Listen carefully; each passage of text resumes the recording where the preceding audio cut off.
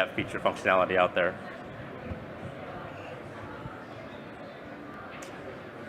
So on the Linux and Mac side, it's like I said, it's not as easy as a Docker container. You have to actually run it.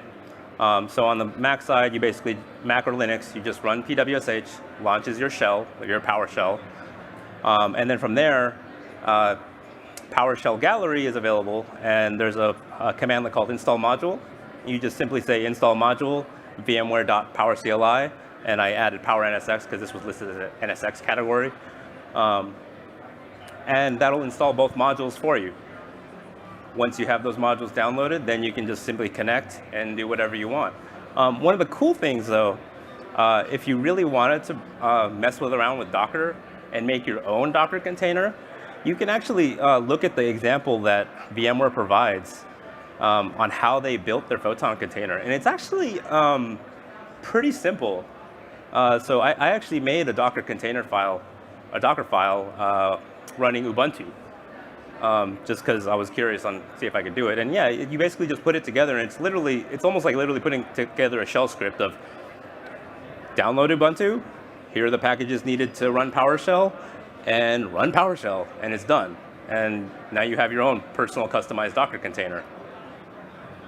And I have the list, the Docker file example there. It's kind of cool because Alan and Jake Robinson are the ones that wrote a lot of that Docker file, so you can see what kind of workarounds they had to do to make it work on Photon. So it's a really good example to look at. Here are all the references that I have. As far as the switches are concerned in Docker, I had a real hard time trying to understand why the switches are the way they are. And I do have that on my blog, so if you just look for Docker, you can actually find it. And it'll list out exactly what each individual switch means and what they do. And then, there's the PowerNSX repository. It is open source. It is all based on PowerShell. So you can actually, if you find something wrong with like a PowerNSX type of commandlet, you can download the entire source, make your changes, push them back up so that they'll go ahead and implement it into PowerNSX. Now, PowerNSX is NSX for data center only, or NSXV, but it's probably the closest. It's definitely a lot easier than the NSXT stuff. So if you're using that, cool, and it is open source, definitely recommend going and doing that.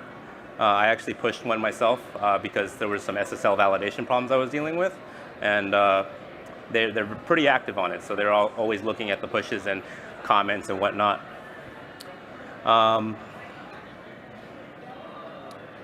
One of the biggest things, and I don't have it on here, one of the biggest things, so if you've never used or if you use PowerShell, right, you have to typically go in, you have to RDP to a system, right, and run PowerShell to get some information. One of the cool things with PowerShell Core is, since you could put on a Linux system, you could technically just run PuTTY from your iPhone or whatnot, SSH into that box, and run PowerShell, right? So then you can get all your information and do all kinds of things without actually having to RDP onto like a small iPhone. So it's really cool for like day 2 operations and whatnot that like, oh, you need that information? Or you can be having your scripts hosted on there and just run it. Other things, and I've been playing around with this later, and I'll post it on my blog, and there was already an example out there, but a guy made a REST API endpoint with PowerShell that runs a PowerShell script if you do like a get, or if you do a get against it. So it's a really cool example. There's all kinds of security things, code injection, all kinds of stuff, but for exploratory purposes, it was kind of interesting. So I kind of worked with that model, and I needed to do like something like I needed to get a JSON input in order to run my script so I can get a bunch of variables and whatnot. So I made I used that, and I made it so that you can do a get or a post, and if you posted a JSON, it would take all the variables and run that script with the variables that were provided to me. One of the other cool aspects of it, and like I said, I'll post this on my blog. I don't have it here because I wasn't sure if I could do an interactive demo, so I was going to do an interactive demo. But if you wanted to get information on demand, so one of the things I used to do in the past, I used to use IIS and PowerShell, a scheduled PowerShell script to basically produce an HTML file, so that way people can see like the environment.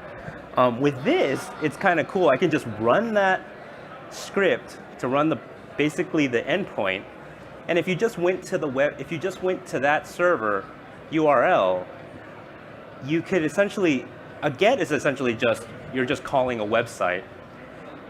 You could essentially put that, I could put my report script in there, so it would run on demand the minute you would go there, rather than it being like a scheduled thing. So kind of a little cool thing to play with. I definitely recommend looking at it, especially with Linux being available. You can kind of get rid of your Windows licensing, so you don't have to deal with that type of stuff, if you have to deal with it. Some people don't, but that's pretty much all I had. Make sure you're filling out your surveys so you can win a card or whatever. Does anybody have any questions related to PowerShell Core or even VirtuStream? I'm not trying to go into VirtuStream talk, but if you want some of that information of what we're doing, cool. If not.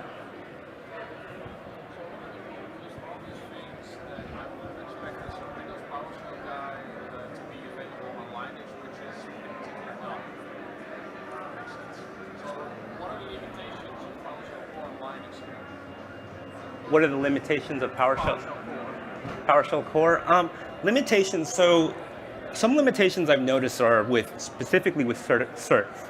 So if you're going and doing, like, let's say an invoke a REST API call, or using invoke REST method, and you do that against a invalid cert, it kind of becomes a pain. Or if you're doing some custom cert validation.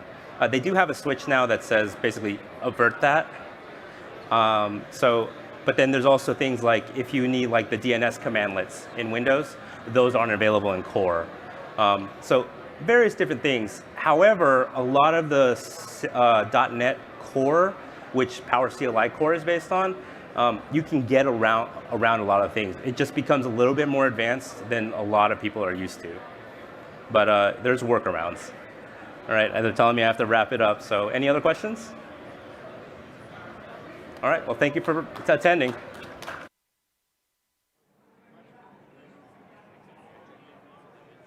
Hi, so my name's Craig Waters. I'm a product manager for Pure Storage, and I'm not going to talk about Pure at all today, but what I want to do is I just want to give you like an introduction to NVMe. I use it quite a lot in my job day to day, and I just wanted to kind of give you some background on it. So this isn't going to be a product pitch, it's just more going to be around what's NVMe, what is it about, why is everyone talking about it, what the benefits are, and really like to kind of give you some insight into how you'd use it, how it could be of interest to you in your organization moving forward. So I've got to start, I've got a bit of a taxonomy picture here, so I've got to start around just kind of determine some of the terms that are typically used and what they translate to when we talk about NVMe. So, like typically there's like three kind of like transports that are used, like SATA, SAS, PCIe, or it could be like Rocky or something like that. And they kind of like equate to a command set. So you're probably really familiar with AHCI. That's typically what a boot partition on your server would run from. You've obviously got then SCSI, traditional storage transport, and then we've got this new guy at the bottom here, NVMe, and really they're the kind of if you like, the translation of terms for when we talk about command sets versus transports. Yeah. So in this case, we're going to talk a lot about NVMe replacing SCSI, and then PCIe or one of these NVMe over Fabric terms replacing SAS. So just want to kind of get that really clear, yeah. So why NVMe, right? So you're probably going to find that pretty much any device you use today, phone, laptop, all those consumer grade products already use NVMe. It's already been utilized, yeah. What's interesting is that now NVMe is kind of hitting the enterprise space, and that's kind of unusual because normally it's the other way around. Normally these kind of technologies are tried and tested in the enterprise before they become consumer grade products. So that's kind of an interesting kind of change to what you normally see. I'm not going to go into why that is at this point in time, but you probably got a few opinions on that. Really, the value that NVMe is kind of bringing to you is this concept of parallelization of I/O.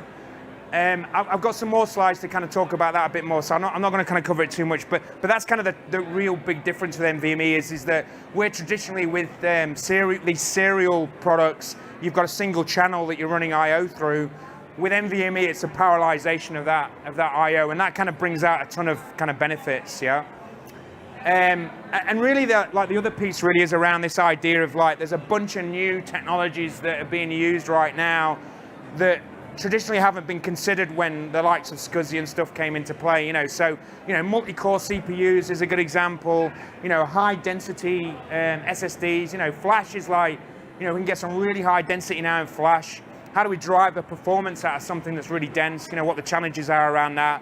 We've also got some new memory phase change technologies like 3D XPoint, although even they're having kind of some stumbling around being adopted in the market right now. And then also a good enabler for this is around the very last one, around high-speed interconnects. So we're seeing networks now supporting 50, 100 gig Ethernet. It's much faster and much more larger bandwidth than some of the traditional storage transports, about 100 meg, 1 gig, those sort of things, yeah.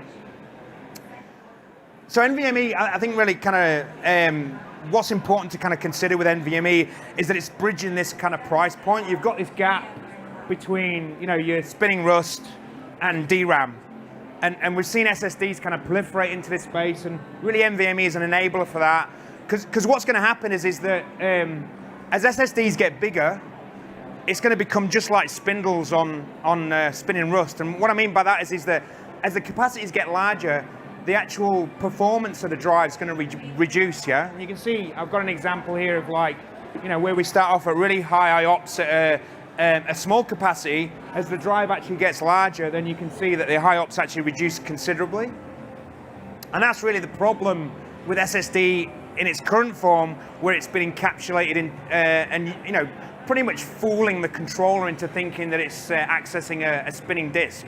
When in actual fact, what we're doing is we're using the controller to kind of, the firmware on the controller to actually kind of fool the underlying system into thinking that it's a spinning drive, when it's not, it's actually SSD. So there's a massive bottleneck brewing here. And this is what I mean by this, is that, with a SATA storage architecture, it's a single channel in SAS that's connecting all these SSDs. And, that coupled with the size of drives, it's quite a while ago now, but Seagate kind of announced a 60 terabyte SSD. It's awesome from a density perspective, but the performance of that, you can see there, it's 400 times slower per gigabyte, yeah? So, how's that going to work, yeah? And what I've done here is I've kind of shown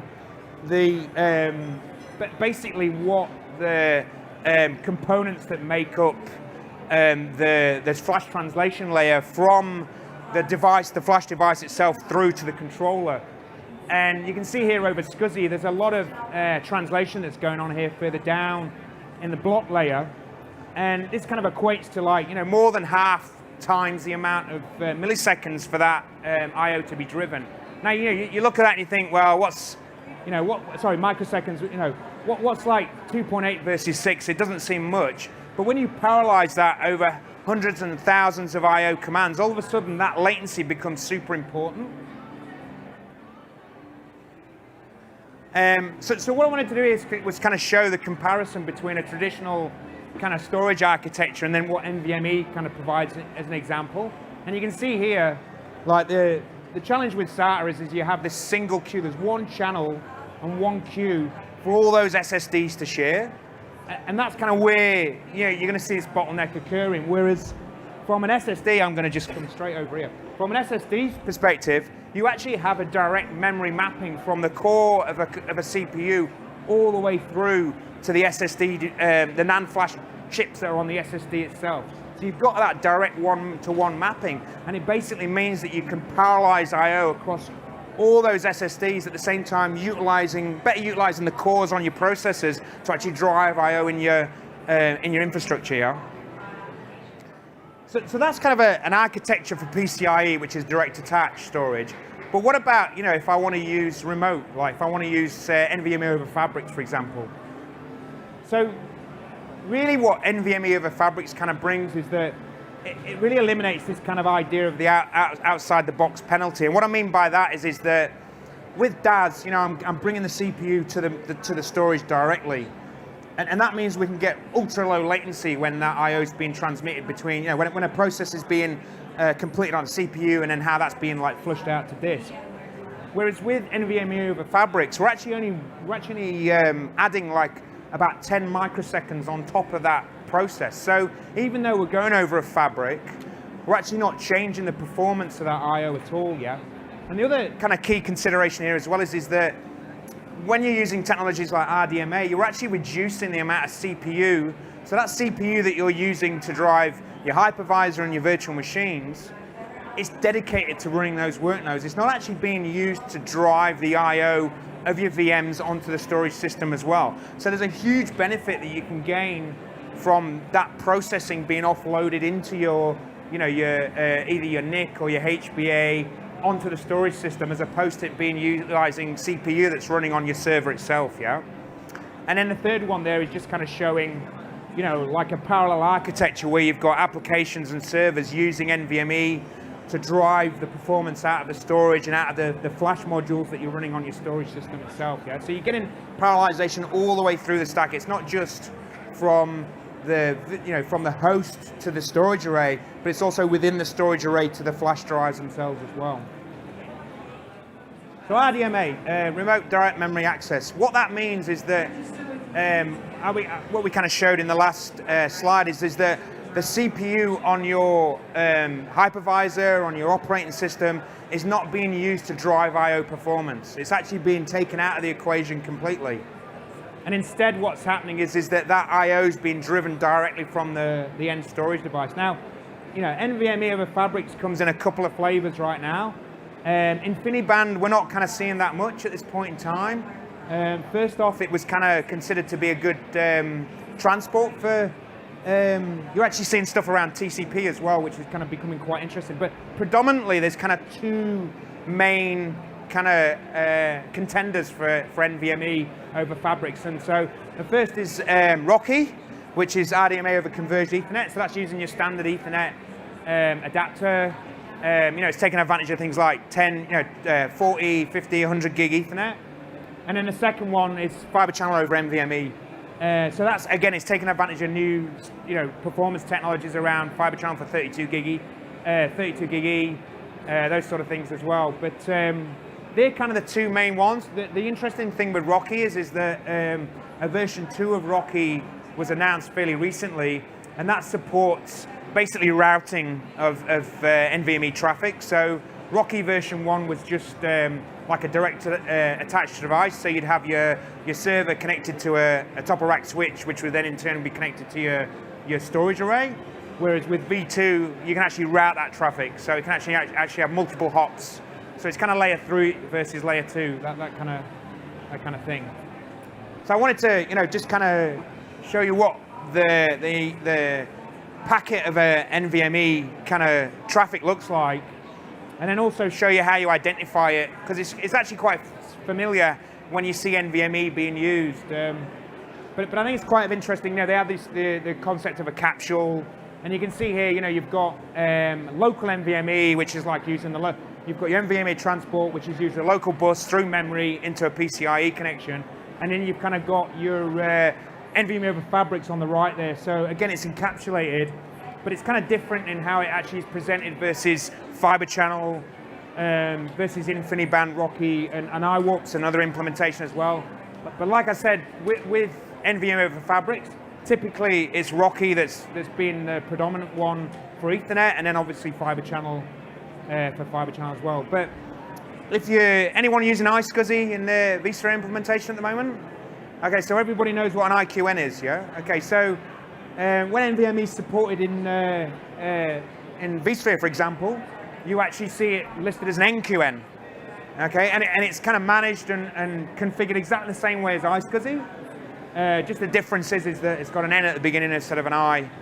So the things that you do today when you're dealing with IQNs and iSCSI will continue to be the same things when you're dealing with NVMe over fabrics with Ethernet.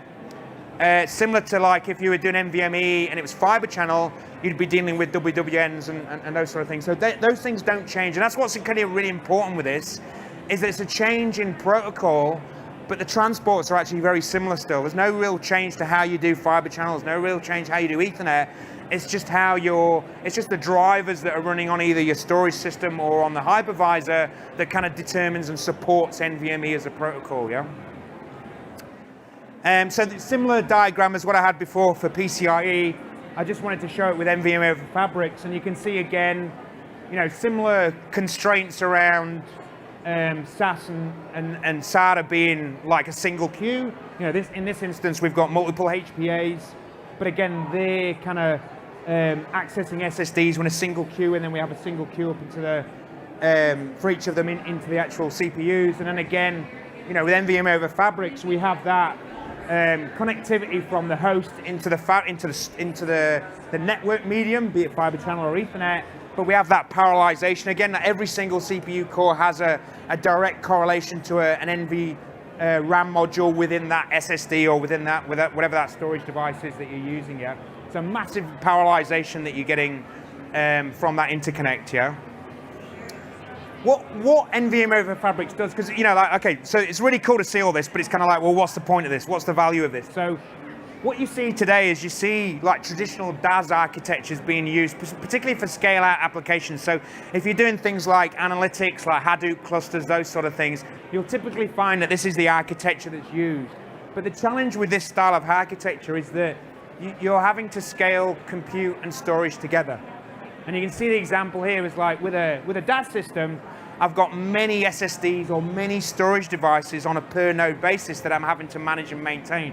And they're coupled to the CPUs on each of those nodes. So if I'm scaling capacity, I've got to scale CPU at the same time. I've got no choice, yeah? Whereas what NVMe over fabrics can do, because we've like eliminated that out of the box kind of performance constraint around having a shared fabric, it basically means, and I'm sorry there's a pure storage array there, that wasn't intentional, but it was to show that you can have a shared storage system that can drive exactly the same amount of performance, and you get all the benefits of a shared storage system. So, you get all your, your data services, your snapshotting, all those kind of capabilities. And it basically means then that with a shared storage system, I could have multiple Hadoop clusters or multiple DAS-based clusters that I would traditionally use with DAS, but I'm getting that shared storage availability. I'm getting all the benefits of shared storage and not having to manage the application on a per instance basis, yeah? So just to kind of, consolidate and kind of finalize and just recap on these benefits. So in NVMe, there's three kind of big things here. One is the performance, obviously, higher throughput, lower latency. The other is freeing up your CPU cores in your compute nodes. So some of those CPUs can actually be used to consolidate further. It can give you more density in the compute, but also it means you maybe need to buy less CPU as well. So maybe you don't need as many many compute nodes as you're running today based upon SATA and SAS constructs using serial.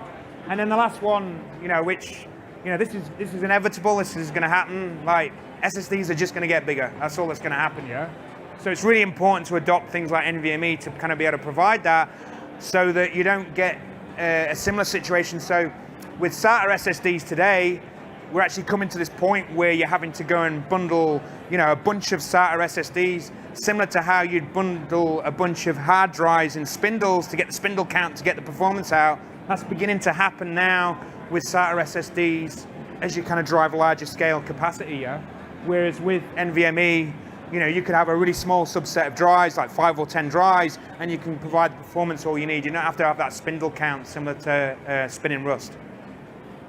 So that's it. Thanks very much. If you've got any questions, I'm happy to have a chat. I'm just going to stand over here, but appreciate you having a listen, yeah?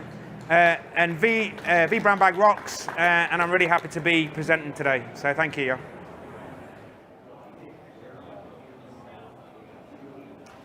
Hello, and thank you for attending. Today we're going to talk to you about the VMware Center for Advanced Learning Advanced Architecture course. But first, before we get into that, I'll give you a little bit of background about us.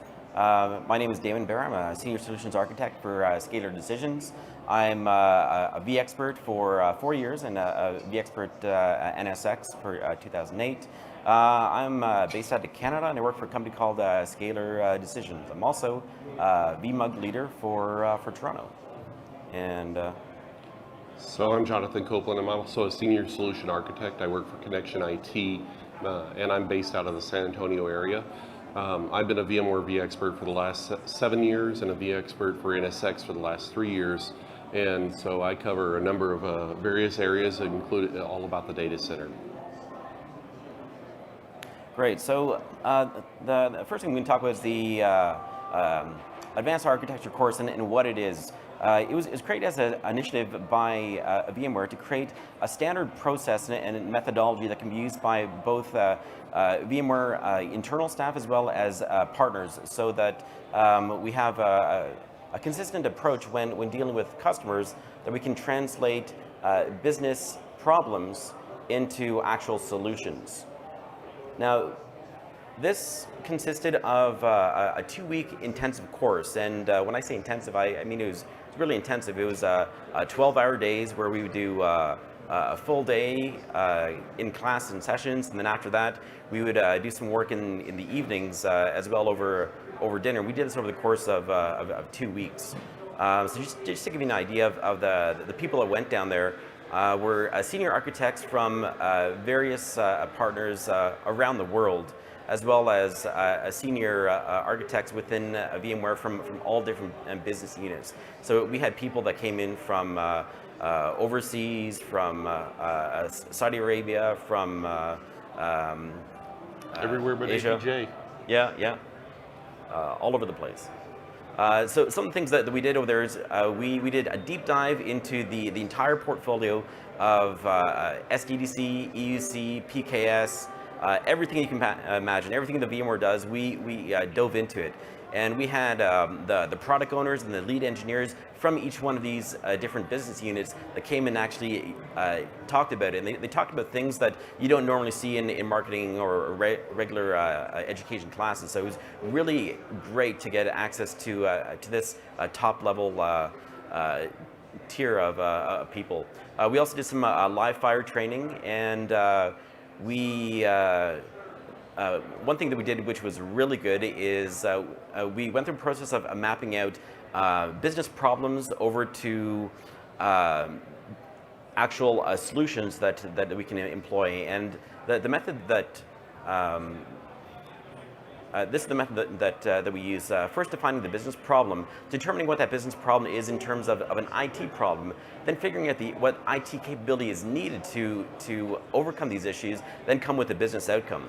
The key thing about this is that product was not the main thing. So it's not like we had a solution and we were trying to find a problem. It was understanding the overall business problem and then turning that into a solution. Then whatever came out in the end is what was the best fit for the customer. So there was 3 pillars of business relationship from IT to business. First, there's the infrastructure provider, where you drive efficiencies, reduce CapEx. And then there's a business partner, where you accelerate growth and start working a lot closer with the business. And then once you reach a certain level, then you can support a digital enterprise, where you can create new business models and really do things that are groundbreaking.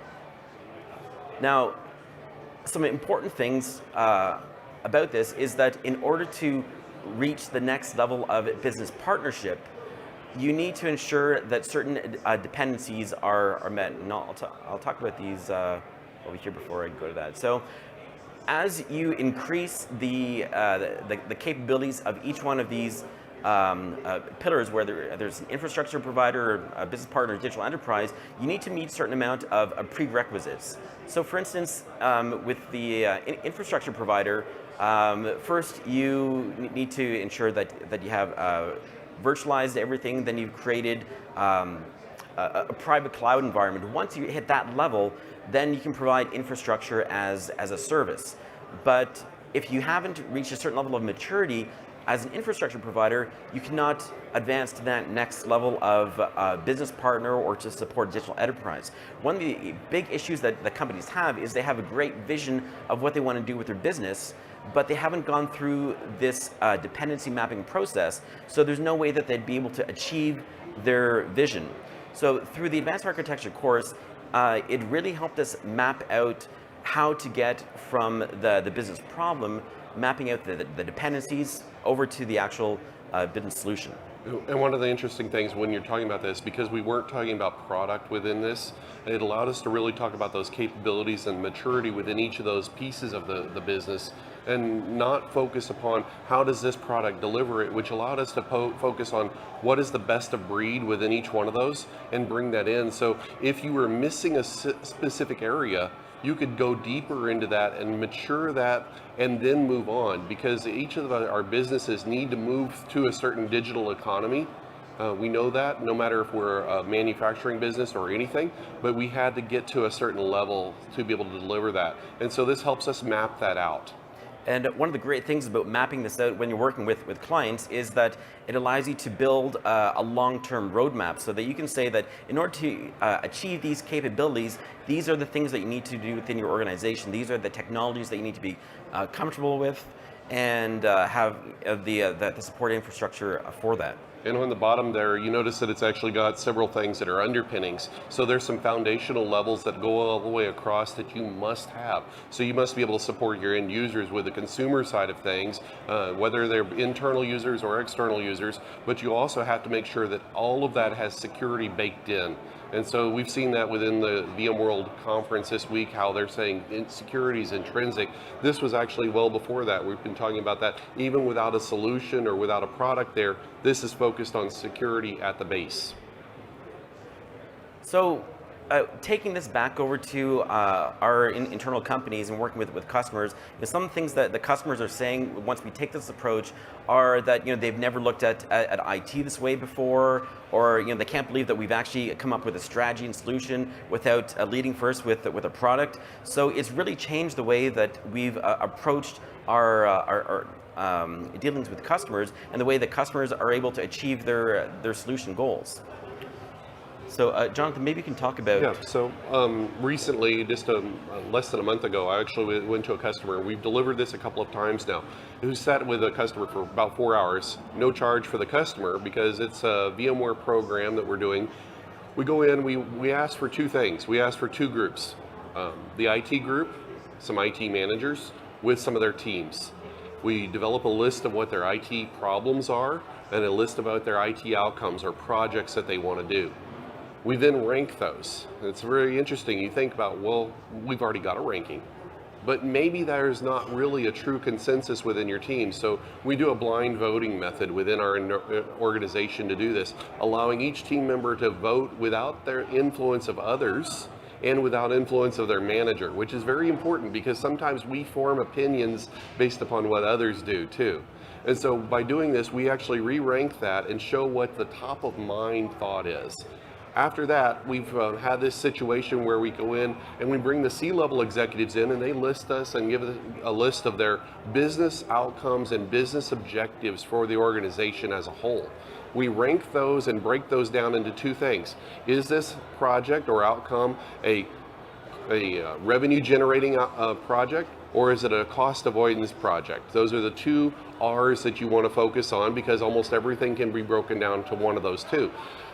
After that, we can map those back to the various IT projects. By doing so, we allow the IT organization to see what is this project and why is it such a focus by the organization? Why am I getting pressure to do this?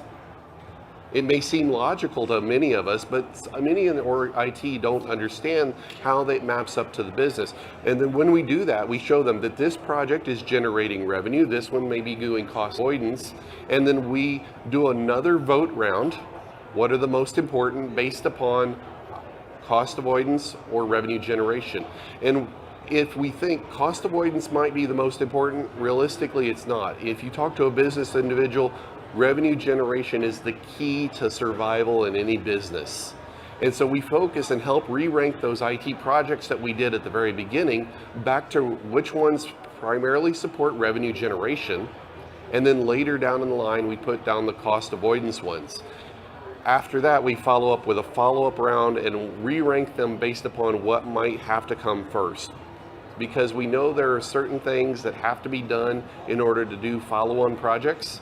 So we might change the order slightly based upon those foundational or prerequisite projects.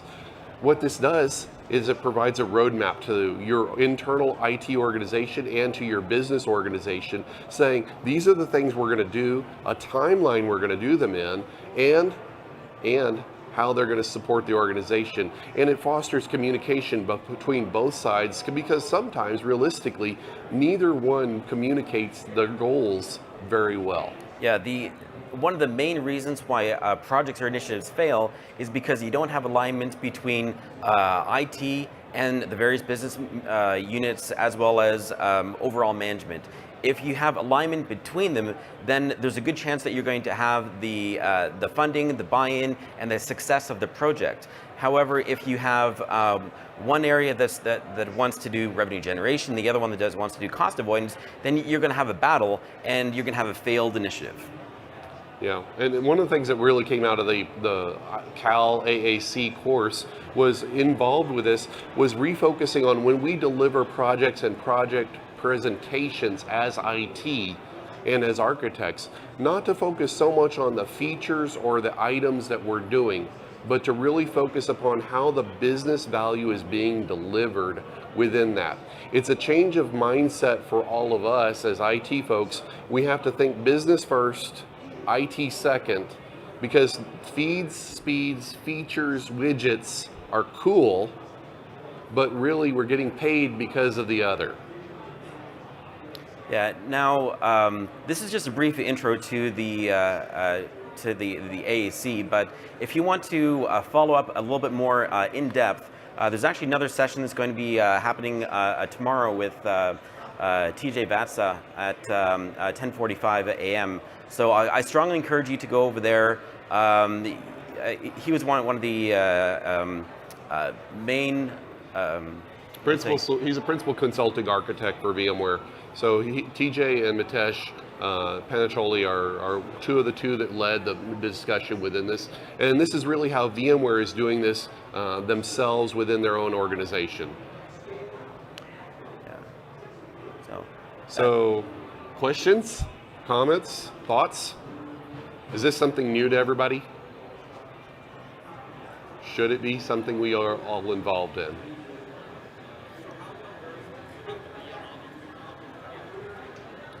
You have to have a certain depth of knowledge. So they were inviting folks who have a certain level of depth. You may have to have VCP or better in some of these, not all. For instance, in my team, we had some that were end user compute specialists and some that were NSX. Other teams were cloud heavy. Yep. So it does not that you have to have a specific, and the nice thing is when we're doing this, we actually delivered a presentation as a project together as a team, and so you see how team dynamics work on that too. So that really helps you see when you come in as a consultant, or you're coming in and bringing in other pieces of your own organization as a team to be able to develop that teamwork very quickly.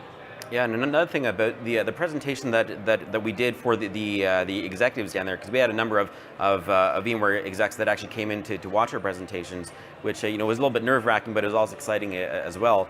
Is that we had a certain area of focus that we did based on the skill sets of our team. However, we had to map out work streams and phases for all the different parts of a large-scale comprehensive solution, so that we could associate estimated timelines and a level of effort and work with those, but we would drill into a specific area and then really map out the detailed design solution for that.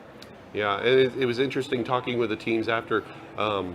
Some really focused on how to do architecture as architecture, and so we may get into this discussion. Are you trying to do this VCDX style architecture, or are you trying to do a business architecture? and sometimes we're really needing to put on a more of a business hat. That's really what this course is helping us focus on. And what this other thing that VMware actually said is that it's interesting that they found that customers have bought product and have never delivered product that they bought into their own organizations because they did not have a true solution for it. This is what this is really to help us do, and finally and finish up and do that, get those things implemented to support the business. Yeah. Anything else? Any other questions? I think it happens every quarter. Well, I have an update. Oh, do you? Okay. I have an update. Yesterday in one of the courses that TJ was actually talking about, and this is going all the way up to Pat Gelsinger. So they have refunded this with additional dollars for partners to be able to be in this. I think they said they have an additional $1 million, and they're going to start delivering this every month to partners and others. It has been every quarter, but they're going to be pushing this out even further, including shadowing for those people who actually go through the course. We've actually been involved in it and continuing to have communication through the Microsoft Teams workspace with the VMware teams that we were working with. So that's very nice. Yeah. It felt like we're actually somewhat connected at the hip with VMware. How many people do you think we had over there? It was like 40 or so? I think the count in our class was 26, and it was 15 PSO and 11 partners. Thank y'all. We appreciate it. Yeah. If you want to follow up with us.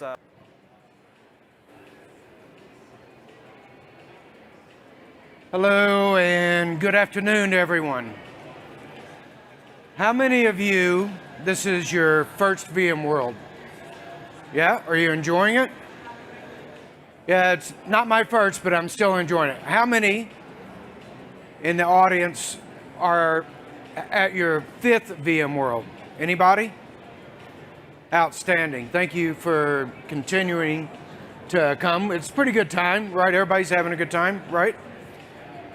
So my name is Dale McKay. I am an NSX TAS.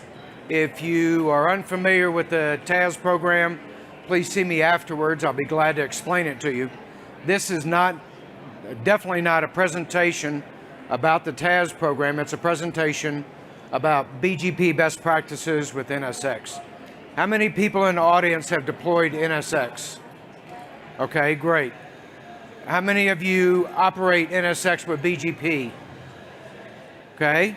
How many of you have a network staff that is unlimited resources and is the best network staff that you've ever had the chance to work with? How many are going to raise your hands on that one? Nobody? All right. I kind of thought that might be the case.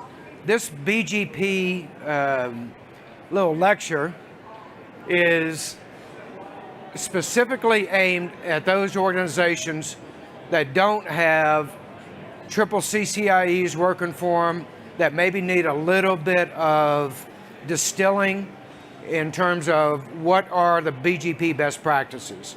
That's what I'm going to cover. So we will talk about those best practices, and we'll take a little look at some of the BGP configuration that you might find in your environment. What we're not going to talk about is I'm not going to teach you the BGP protocol. That would be a lot longer than we have in this session.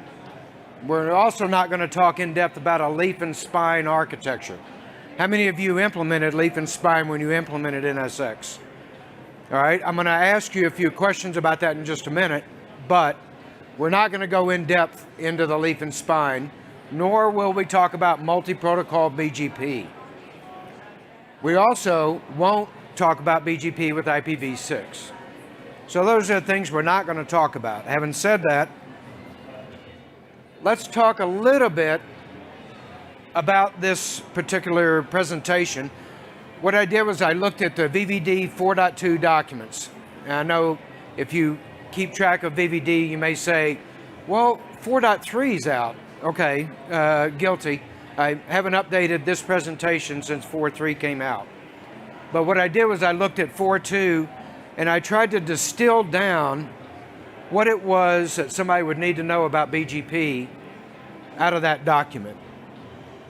One of the first things that we need to talk about, a lot of people raised their hands when I said, did you implement a leaf and spine architecture? How many of you implemented a layer 3 leaf and spine architecture? Okay, 1, 2. All right, 3. What we mean by leaf and spine, or layer 3 at leaf and spine, is obviously the fact that the layer 2 domain terminates at the top of the rack switch. Is that the only way you can do leaf and spine? Absolutely not.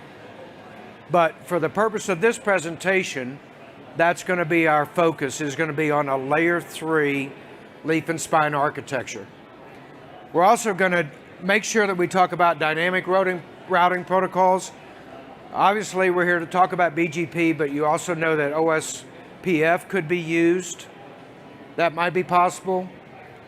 And you can see some of the guiding principles in this layer 3 leaf and spine architecture. We're going to advertise a small set of prefixes. Everybody's okay with that term prefix? If you're doing BGP, you ought to know what that means.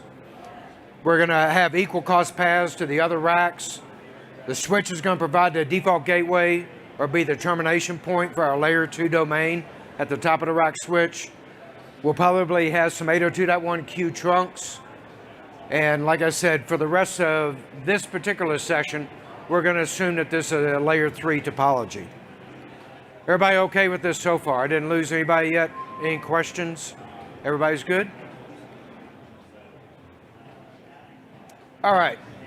First thing that you need to do when you're going to use BGP with NSX, particularly in the software-defined data center, is you need to make that decision. Are you going to have layer 2 or layer 3? And if you need some additional material to help you make that decision, I put the RFC numbers in there, RFC 7938. That would be a good one for you to go and read. A couple of things to point out about BGP. A lot of people are pretty familiar with OSPF. They like OSPF, but OSPF does have some issues. And one of them is the fact that you need to design for area 0, or you have to implement virtual links, right? Virtual links get complicated. It's something else to break. With BGP, obviously, we don't have that requirement to design for area 0. I've worked with customers that had OSPF. It's a workable situation for sure, but if you're designing this in a greenfield environment, why would you do that? In my opinion, there'd be no good reason for you to do that. Another thing, and this is probably one of the more important points of my entire presentation, is that you need to go in and adjust the BGP timers. Now, you're going to hear me mention some other important parts here in a few minutes, but this one's pretty important because by default, you can see that the Cisco values, and this assumes that we're using Cisco top-of-the-rack switches or Cisco spine switches. The keep alive timer is at 60, and this is again, recommendation right out of VVD 4.2 that from the top of the rack switch to the ESG, if you look at the bottom set of values there, we take that 60 number and we drop it down to 4. That's a pretty significant change. If you don't do that, what's going to happen is as you have changes, your network is going to lag in terms of digesting those changes and adjusting to those changes. So that's a pretty important thing. You can see that there's actually 2 different sets of values. There's a set of values between the top of the rack and the ESGs, and then there's also a different set of values between the UDLR and the ESG. Everybody's okay with those terms, right? Edge service gateway, universal distributed logical router. Everybody knows what those mean, right? All right, good. Next, if you're going to do BGP, it's probably worth you understanding how loop avoidance works in BGP. Is everybody familiar with loop avoidance? Because loops are bad, right? We've always known that, whether it's layer 2 and we're doing spanning tree, or whether it's layer 3 and we're trying to prevent routing loops. Loops are bad. How does the BGP protocol handle that? Well, that depends on whether we're talking about eBGP or iBGP. Everybody's okay with that term, right? External or internal. right? It's just simply who's my neighbor is what that comes down to. Is my neighbor external to my AS or is it internal to my AS? You can see that in an external BGP environment, I'm looking for my AS path. If I see my AS path, I know there's a problem because I shouldn't be seeing my AS path coming back to me. In iBGP, you can see what BGP, and this is directly out of the RFC.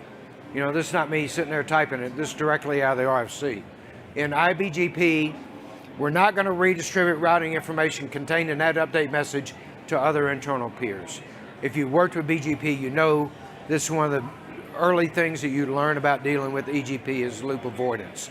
But it's something that bears repeating in terms of understanding how BGP is going to work with NSX. Another thing that we need to talk about is the need to use filters. Notice, and this slide might be the one slide, I know I sat in a lot of the sessions, and man, the cameras come up, everybody takes a picture of the slide. Thank you, Jason. This might be the particular slide that you want to take a picture of. This probably summarizes the whole presentation almost in one slide. First, if you're going to do BGP peering, one of the most important things that you can do is to do those steps that I have listed there. Define what prefixes need to be announced. Use good summarization techniques. You know, good summarization techniques.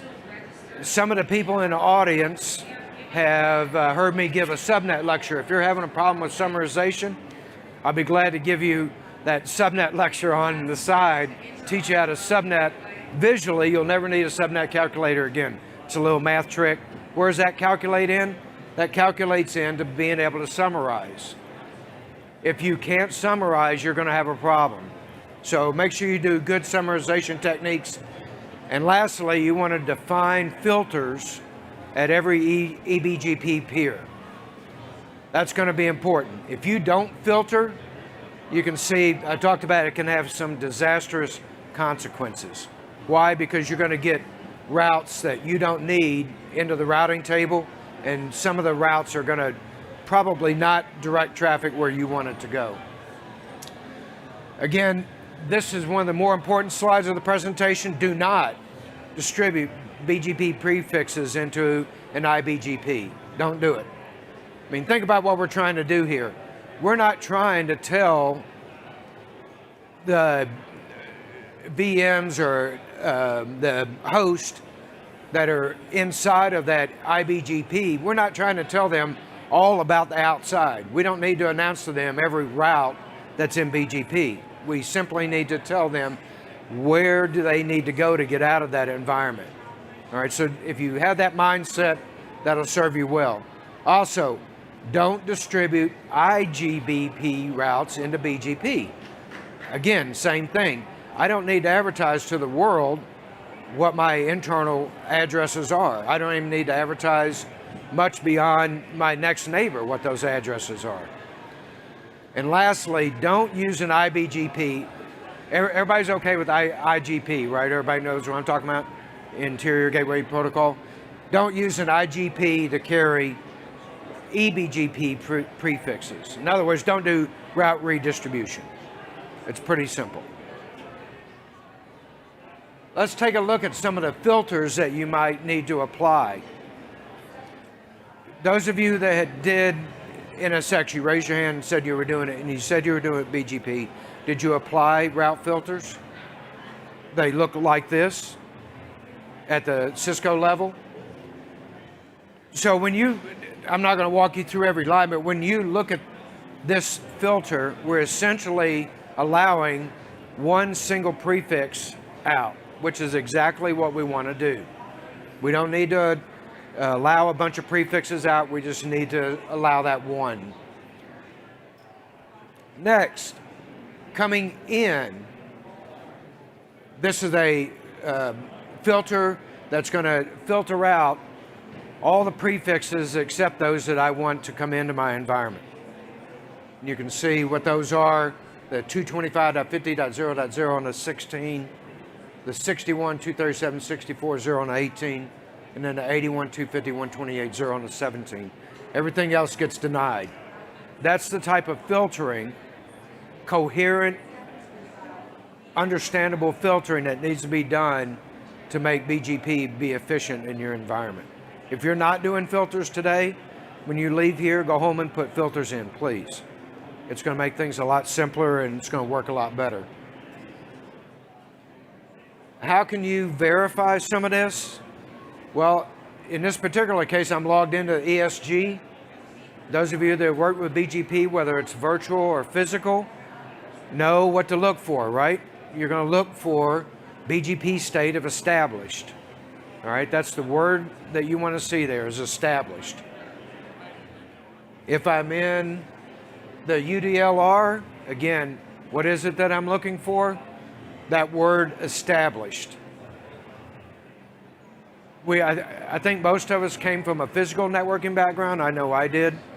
This isn't any different than what we would see if we were doing this in a physical environment. Still going to be established. We're still going to have a routing table. It's going to look like this, right? Everybody should be familiar with this. Those of you that have a networking background.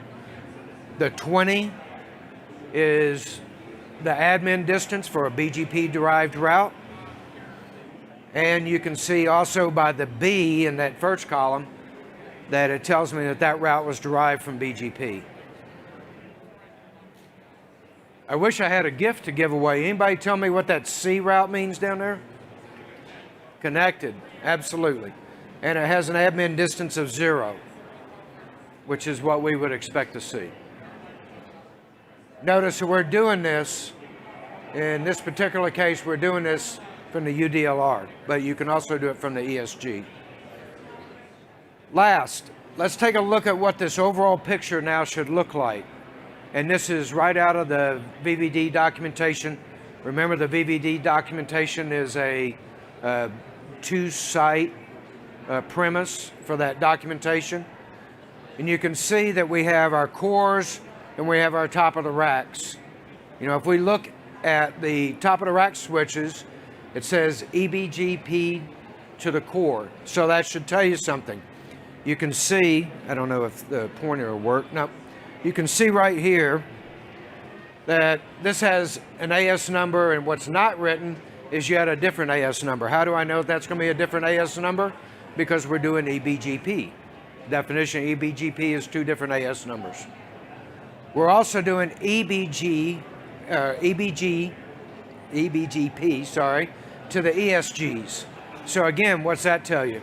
That tells you that this AS number is going to be different than this AS number. Again, definition of eBGP. We're going to do default originate to the ESGs. Everybody should be comfortable with that, right? We're going to advertise default route to the ESGs, and then we may do some route maps to do some specific traffic steering. Everybody's good with route maps also, right? Assuming, right? Let's take a look at the ESGs. We're going to do, from an ESG perspective, we're going to do eBGP to the top of the rack. We're going to do iBGP with the UDLRs. So again, that'll tell you something about how you're going to break out your AS numbers. And then we're going to advertise a static summary route for those UDLR subnets.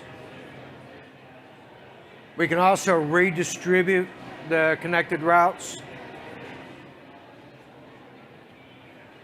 And then lastly, if we go down and we look at the UDLR, this is where we're going to do iBGP with the ESGs. That makes sense.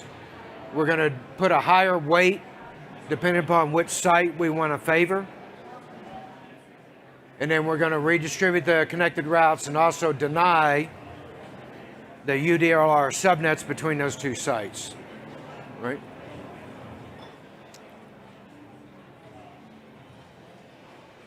All right, any questions from anyone? Yes, Melvin.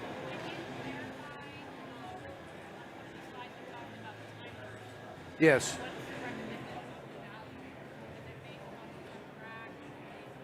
Yeah, here, let me go back. So her question was timers. And here's the value on the timers.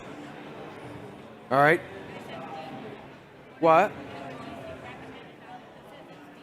I can't hear you. Sorry, are those the recommended values? Because it says default values. All right, so these are the default values for, say, your top of the rack switch. This is default Cisco values. This is between the UDLR and the ESGs. And then this would be between the top of the rack, the Ciscos, and the ESGs. So obviously you're going to adjust your Cisco timers, and then you're also going to go in and adjust the timers on the ESG. Yes, those are recommended right out of the VVD 4.2 documentation. Again, that's what we're doing with BGP is because we decrease the timer value so much, we now make BGP much more of a higher performing protocol than maybe what it was before, where we waited 180 seconds before we declared something down. All right, any more questions? Great, thank you very much. Hope you guys enjoy the rest of the show. Thank you. Hi, my name is David Klee, and this is Database, Virtual Disks, and You. So a little bit about me. I'm lucky enough to be a Microsoft Data Platform MVP and a VMware vExpert. I run Heraflux Technologies, a niche consulting company around how databases and infrastructure, and in this case is virtualization, really come together and in some cases don't play nice. We do a lot of performance tuning, and what you're getting is some of the consulting that we normally do, and you're getting it for free. There we go. Okay, first of all, let's start with the 4 main food groups of IT. So bottom line, there we go. The CPU, there we go. That's not working. There we go. CPU, memory, disk, and hopefully all of you are going to be on flash storage at this point, so may spinning rest in pieces. So all flash, and then networking. So the bottom line, this is really all virtualization is. It's compute resources and queues for how to get there. So what we're going to do right now, we're going to focus just on the disk. Here's the interesting scenario. When you get to all flash, is the storage the primary bottleneck to performance at that point?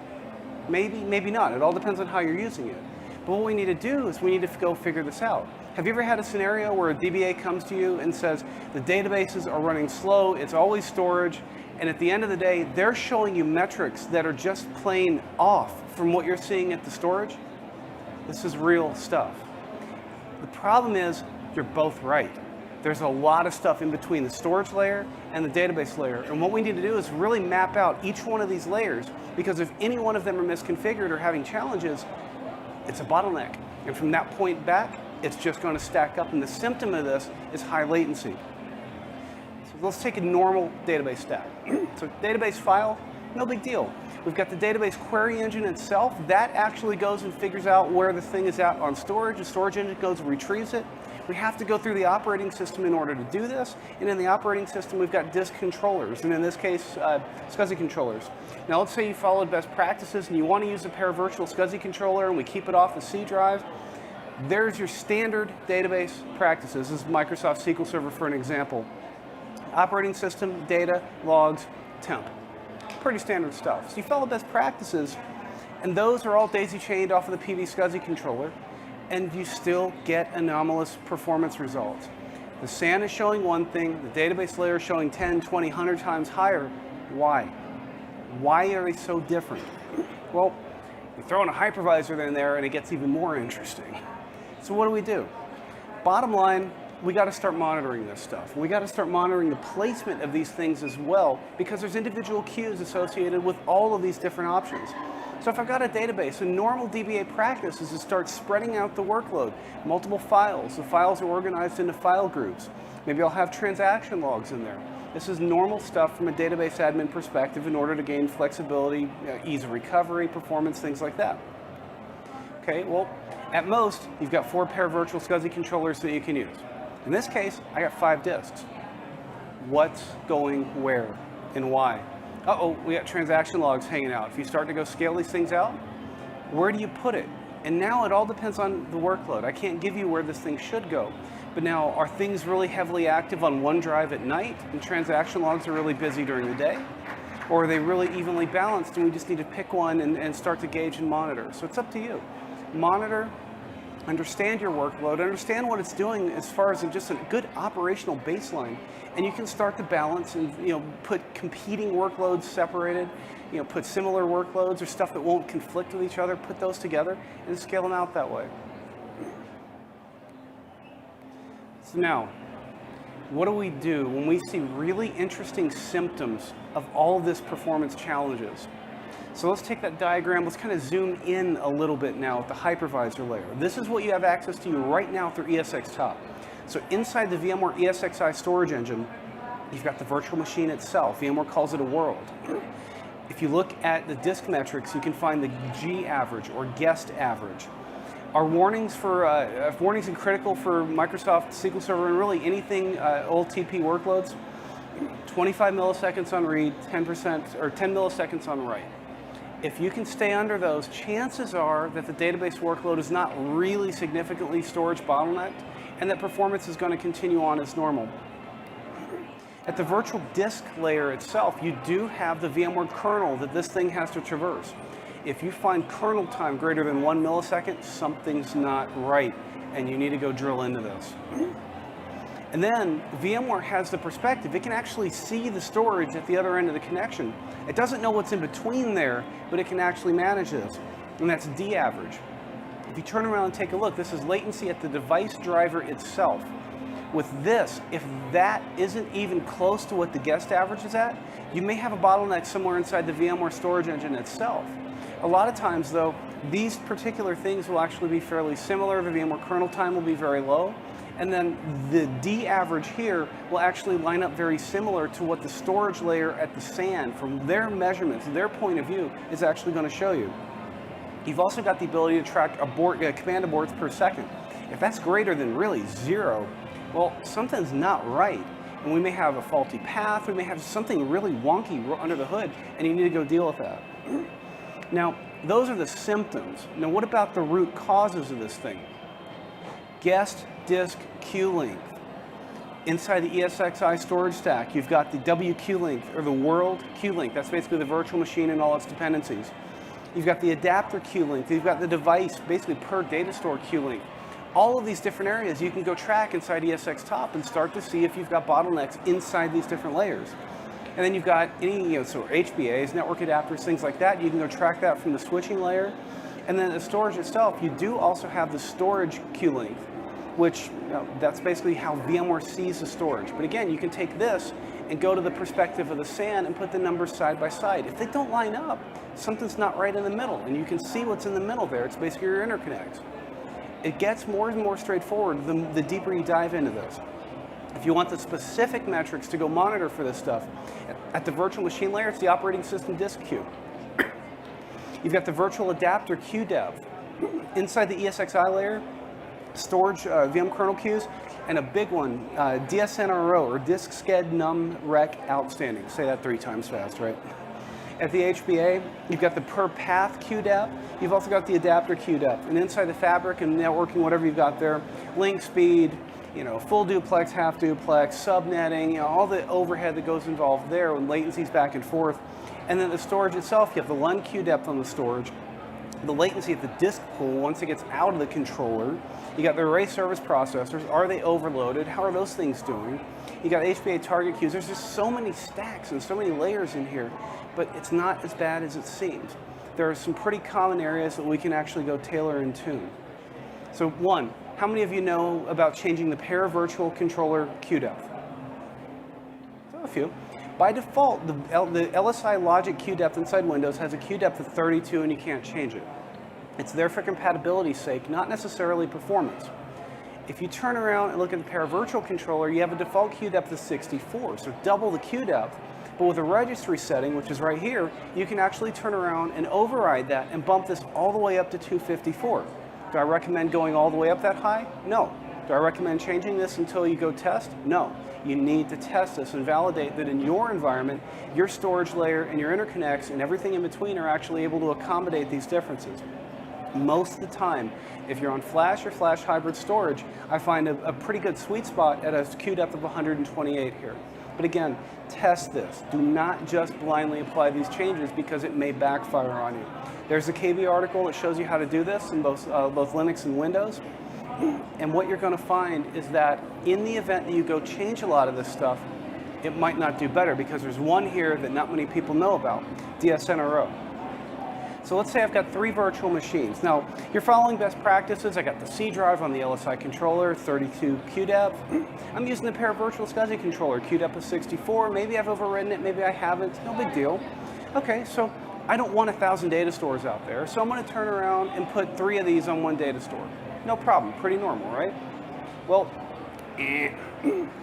disk sched numrec outstanding has a queue depth when multiple worlds share the same data store at 32. So if you've got high queue depth, low queue depth, there's an immediate bottleneck when these things are under pressure, a lot of storage activity, and this is well before it even gets out of the physical machine.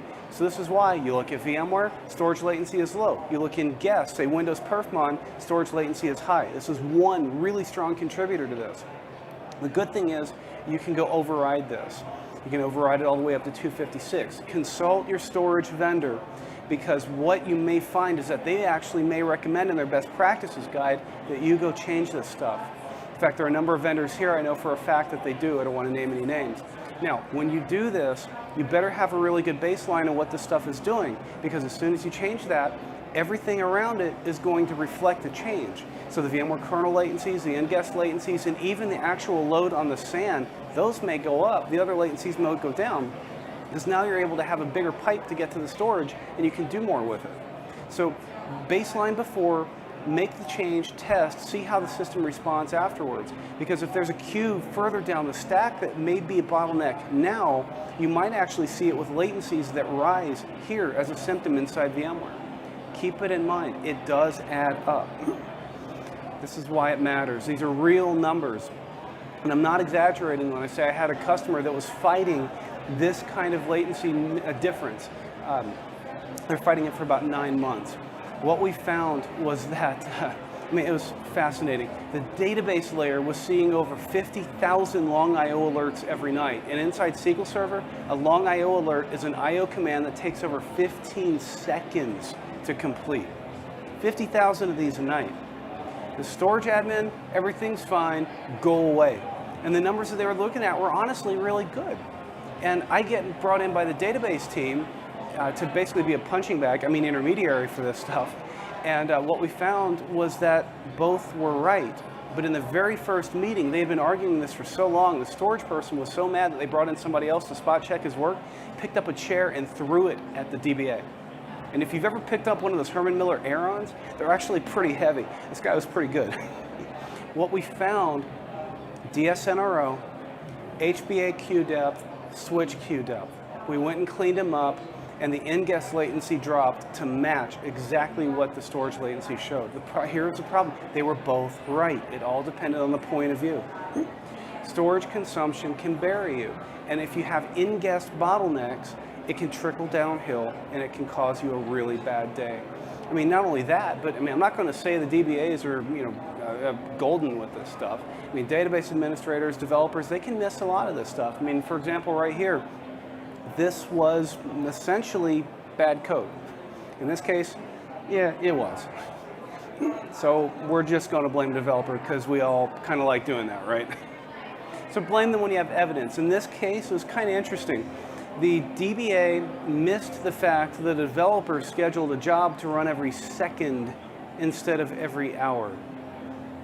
In this case, the storage array was good enough to where it actually insulated it and nobody noticed. But if you see how it drops off at the end there, I wanted to say, it was actually in a training class. We were looking at all the measurements, and I go, what the heck is this? You got a spike a month and a half ago, and you're eating 600 to 800 megabytes a second for the entire last month and a half. And they go, ooh. So we get in and looked at it, and sure enough, we found it. Simple misconfiguration, simple oversight, and you can see at the very bottom, yep, we fixed it. It's what happens when this stuff matters. It's just interesting. So if you change the queue depths, if you watch and profile this stuff, all these things can change. Bad code, I mean, it's all the way from the top, big problems. If you clean this stuff up, you clean up the underlying storage, you're able to use your storage much more effectively, and at the end of the day, you're getting what you paid for at the storage, the end user performance is better, the database layer performance is better, everybody's happy. So monitor your workload, go through these layers with a fine-tooth comb. You don't have to do it every day, but go through and look at this stuff because it really does matter. And these default options are just not good enough for demanding database workloads. If you have any questions at all about this in the future or down the road, feel free to contact me here. I'm an absolute geek. I love working on this stuff. Every environment's different. It's always a challenge, and I find it a lot of fun. Maybe I'm weird. If you have any questions, let me know. Any questions in the audience? Yes, sir. QDEP setting, on one of the slides you had a QDEP setting. Where was that changed at? Where you set that? Is it DSNRO? Yeah. The question is, where do you actually go change a DSNRO setting? It's actually inside VMware configured per LUN. Yeah. Yes, sir. If you have dedicated LUNs and dedicated data stores, it'll actually retain the queue depth of whatever's coming into it. So in that case, you're okay. Do I recommend that? It's probably overkill and it's a lot to manage. Do you need it? I mean, if you've got that kind of database workload, yeah. If it's a really high workload, would I recommend it? Most likely. Just because of this kind of stuff, you don't really have to worry about it. For normal workloads, change a DSNRO, watch it, validate it, probably perfectly fine. Cool. We'll give it a wrap. If you have any more questions, I'll be right out here. Thanks for coming, everybody. This was a lot of fun.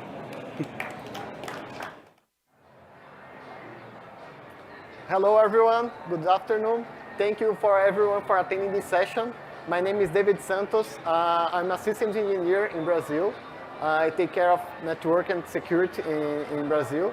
And if you guys are attending this session, it's because you guys want to know, like me in the beginning, how can we deploy microsegmentation in the easy way, or at least find a way to start.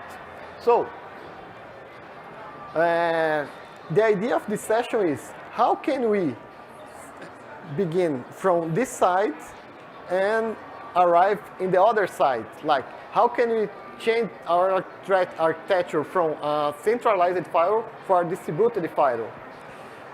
This guy is another engineer down in South America, and he had this doubt too when he started. So he was like trying to find a way out here. So the best way to start is to check or to find what's running in your infrastructure. So visibility is the key.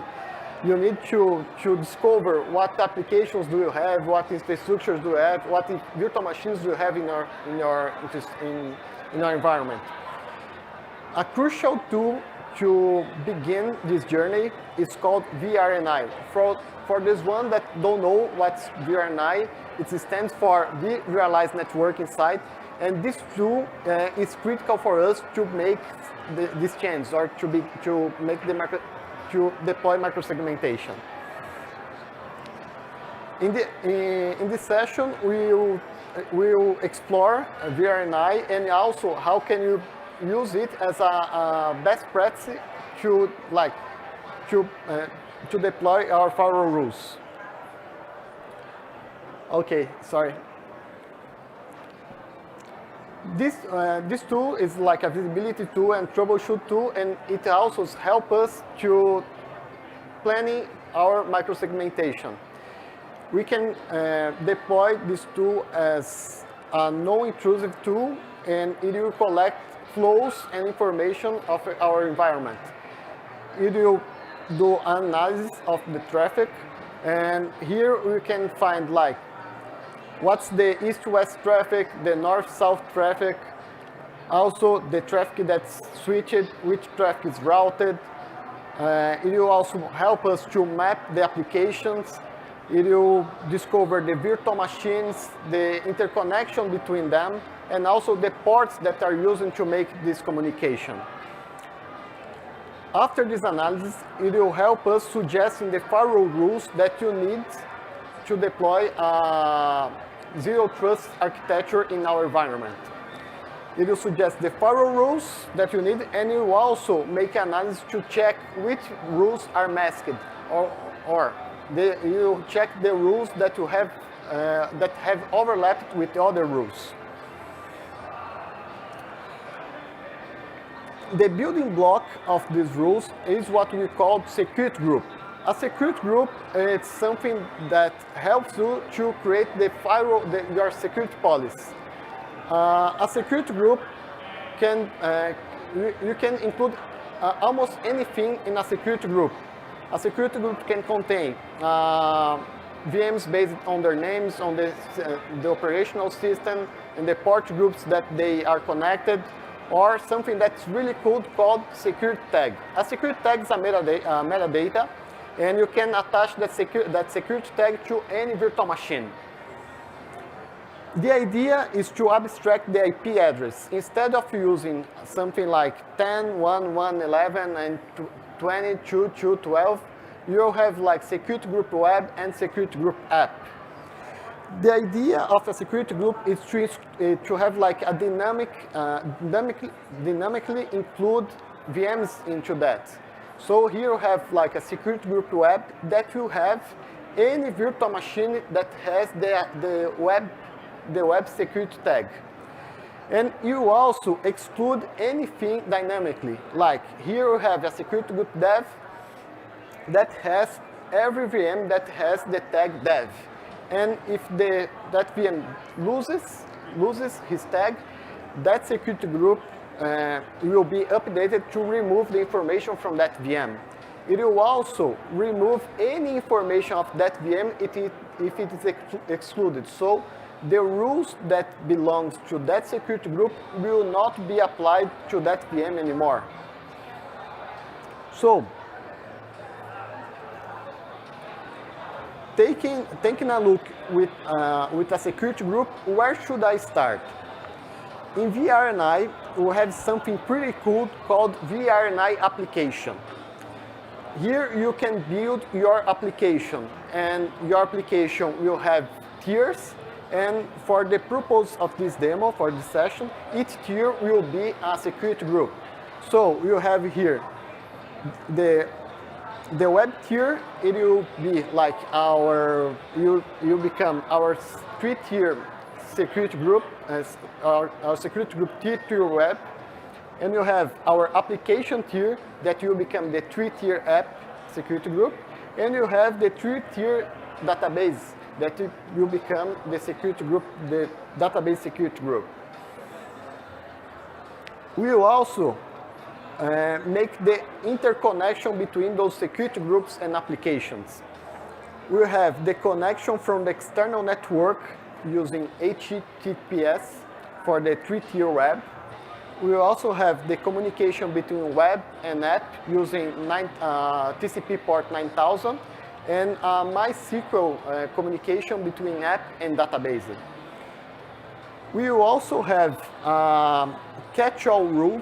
We have here a security group that will contain the other security group nested.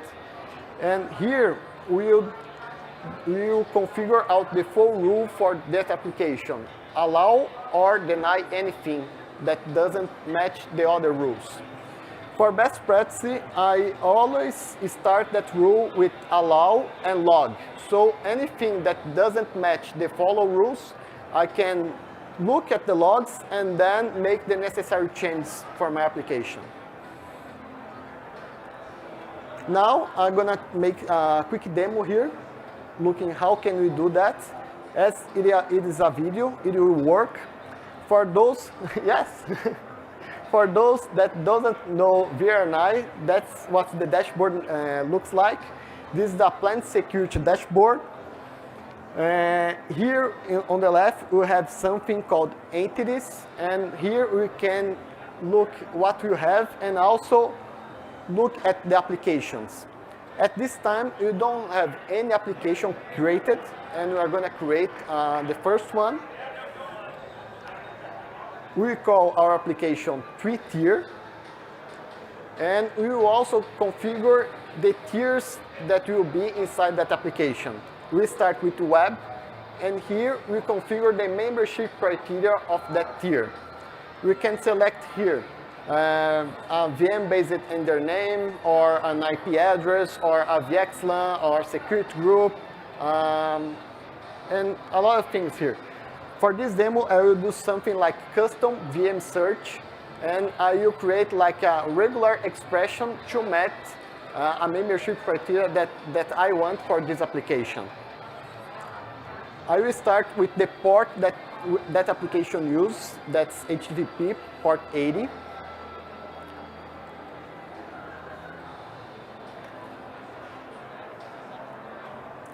And here I can check which VMs match that regular expression. In this demo, it will match 4 VMs. Even our center is matching that, but we don't know that. We don't want that. We want only the VMs that belongs to that application.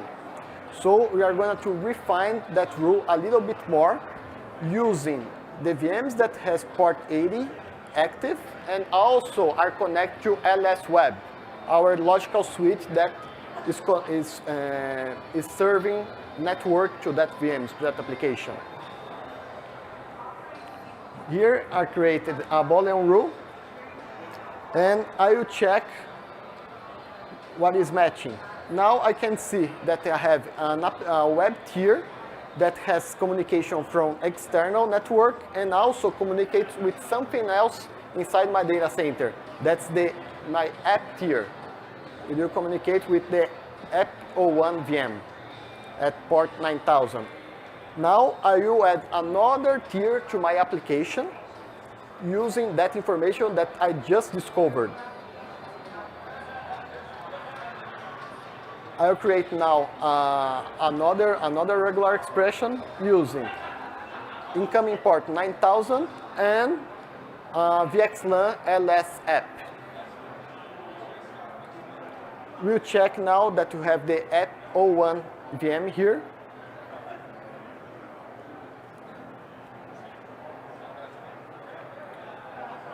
Now I will add another tier, that's the database tier. And I'll create the same rule for database using now the MySQL server, MySQL incoming port 3306 and LSDB as my VXLAN.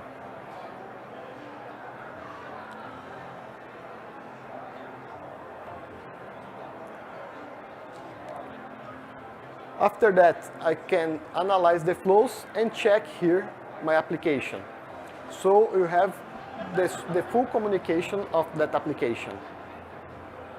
If I click inside any of those arrows, I can check the incoming flows and the interdependence between them.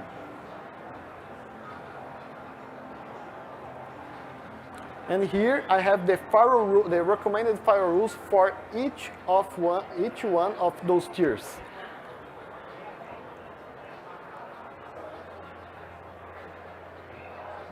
That's the communication between web and app. That's the communication of app. Here I have the recommended firewall rules for app, the app tier.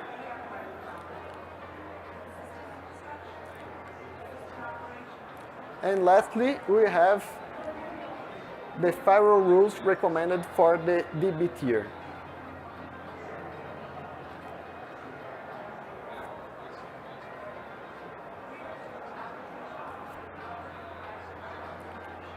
This is the service of our DB tier, the external service access for that tier, and the recommended firewall rules.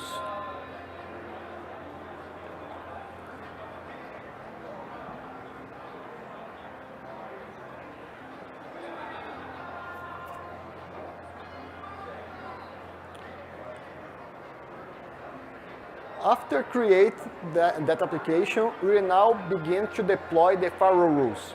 So the first thing that we will do now is the rules exporting. So going back to this screen, we're gonna click here in this menu and export rules. We are gonna export all the rules that you just see for that application. We are gonna create a DFW session in NSX for that application and set the last rule as allow any and log. Here in NSX, we're gonna create our firewall section.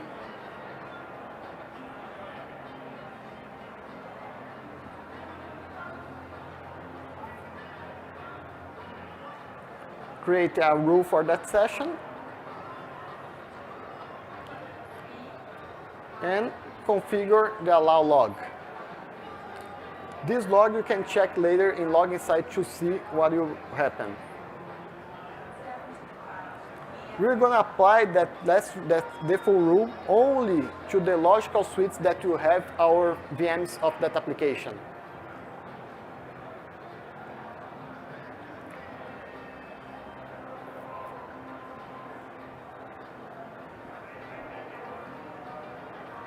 Now we are going to import that rule. Here we are using a tool called NSX Importer.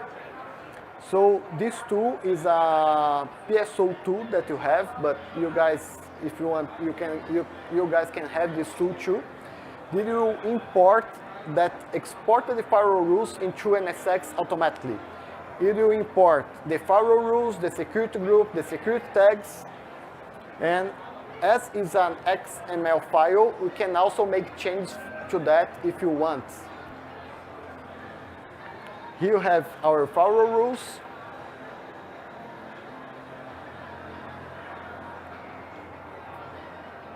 Our security tags.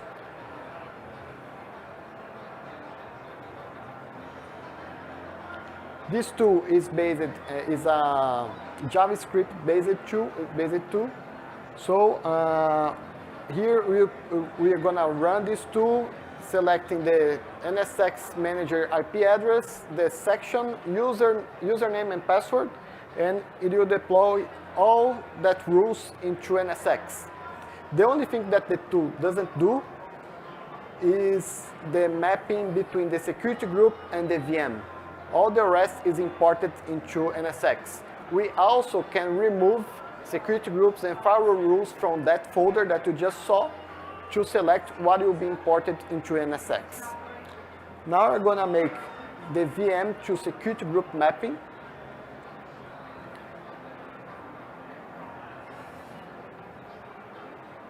We see here that we have a security group others, and we also have a security group web. For the purpose of this demo, I already made some mapping, like the security group web, the VMs already have the security tag mapping, and the security group app and security group DB2. We can see here the security tag already applied to that VM. And that VM already belongs to the security group.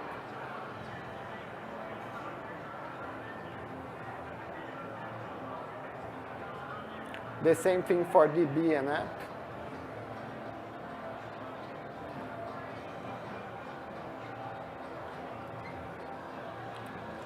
Now we are gonna add something new to existing security group.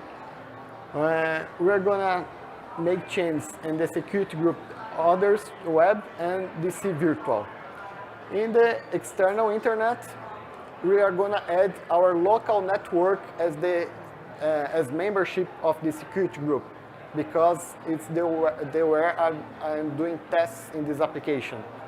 Here I'm gonna add an IP set. An IP set is like an IP address or a subnet that you can add as an object into a security group.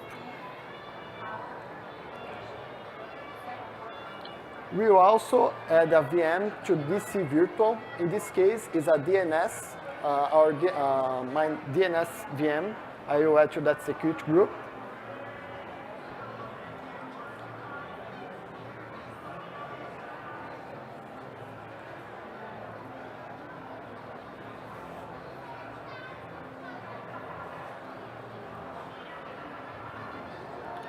And automatically, the firewall rules, the existing firewall rules using those security groups will apply the necessary policy change, security policy.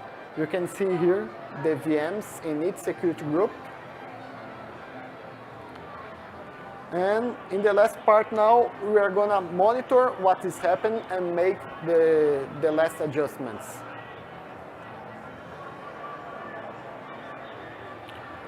We're gonna generate some traffic here to the VMs like SSH traffic and ping, and check what's happening in the firewall rules, look at the login site, and make the necessary changes. Here I'm doing an SSH to the web tier.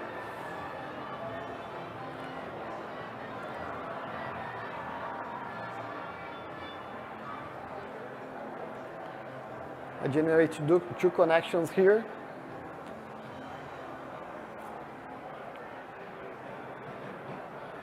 And after generate this traffic, I go to login site.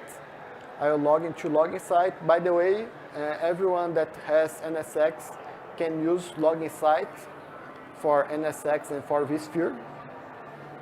Here you can see the firewall dashboard in login site, and we can select which ports are matching our firewall rules. Here you can see that the traffic that we just generated is this log here. The communication between my station and that VM. Now we are gonna change our firewall rules. We will add SSH to the first rule, and after that we are gonna change the last rule to block.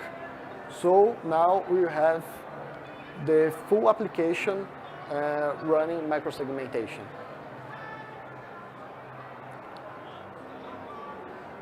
Here I put the service in the wrong rule. Now I'm gonna add the right server to the right rule, allowing SSH.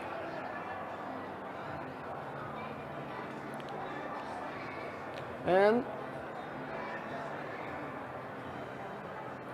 change the last rule to block or reject.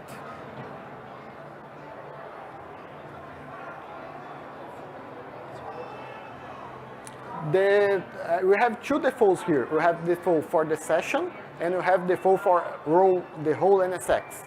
This for the session, it was open, and then we close it after refining the rules.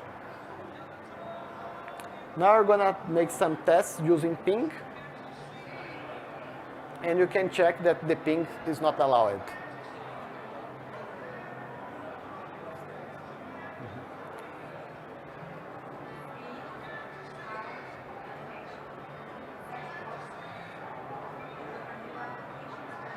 And that's it.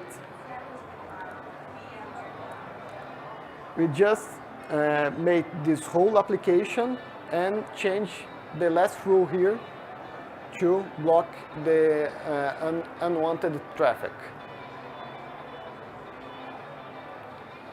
For the ones that want to try VRNI, there's a hands-on lab. The last year hands-on lab was the 182901 net.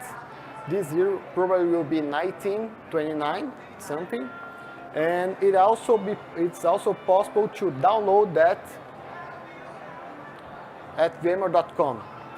So you can go to this website, VMWorld.com/go/VNA-field, and you can download VRNI to deploy in your environment.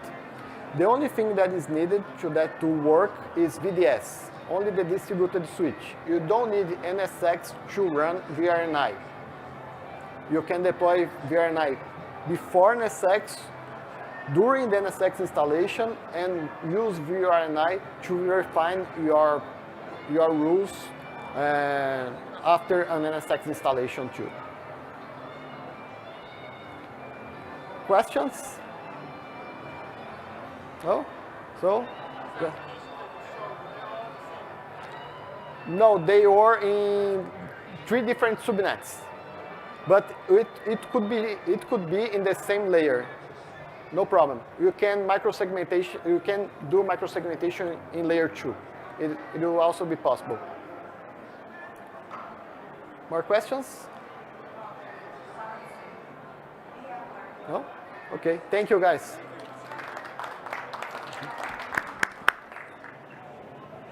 Hello, everyone. Thanks, everyone, for watching this session. It will be a little hard to compete with those guys in the side, but I will do my best to speak loud. Okay? This session will talk about SD-WAN. We will make like an overview of this technology and what this technology can provide us. Why SD-WAN is getting so much traction? Why people are adopting this technology? Basically, what you need to do is analyze what's happening with the applications and with the world.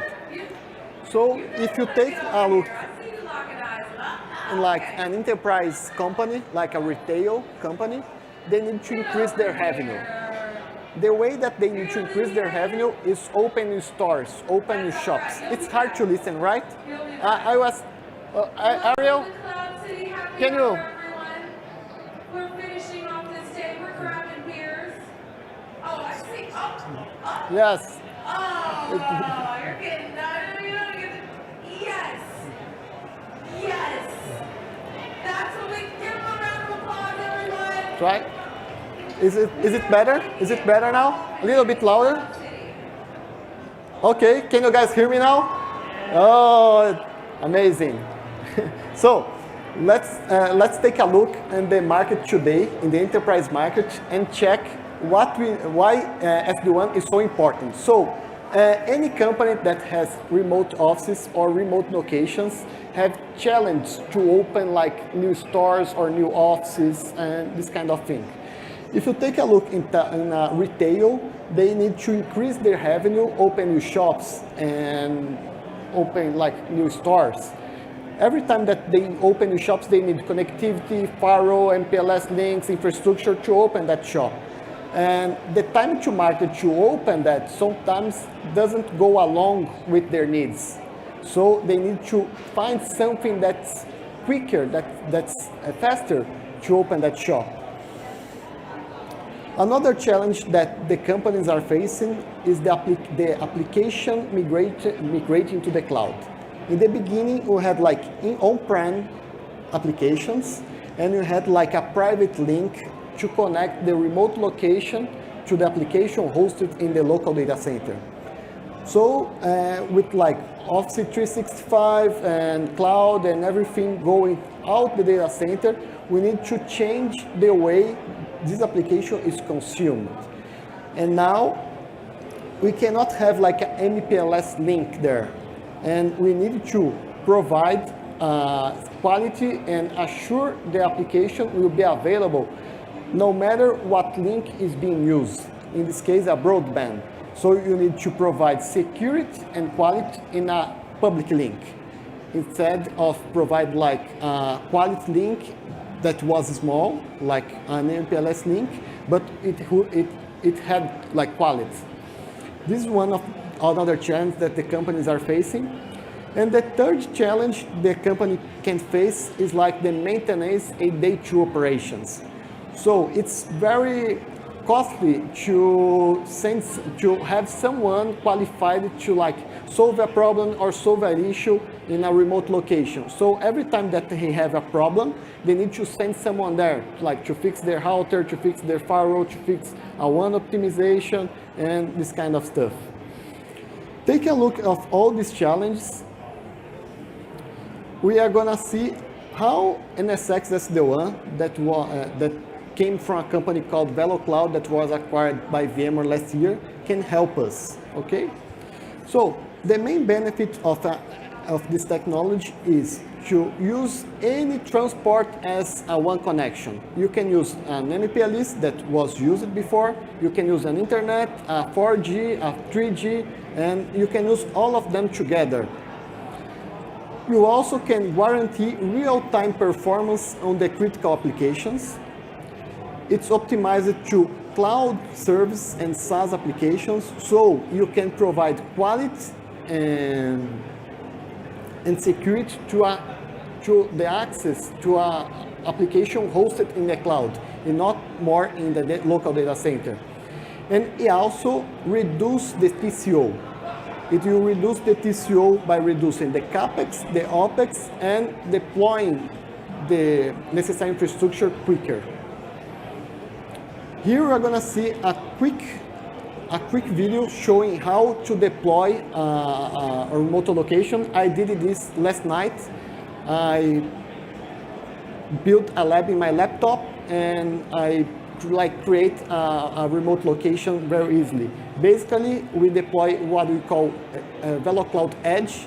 That's like a virtual or physical appliance.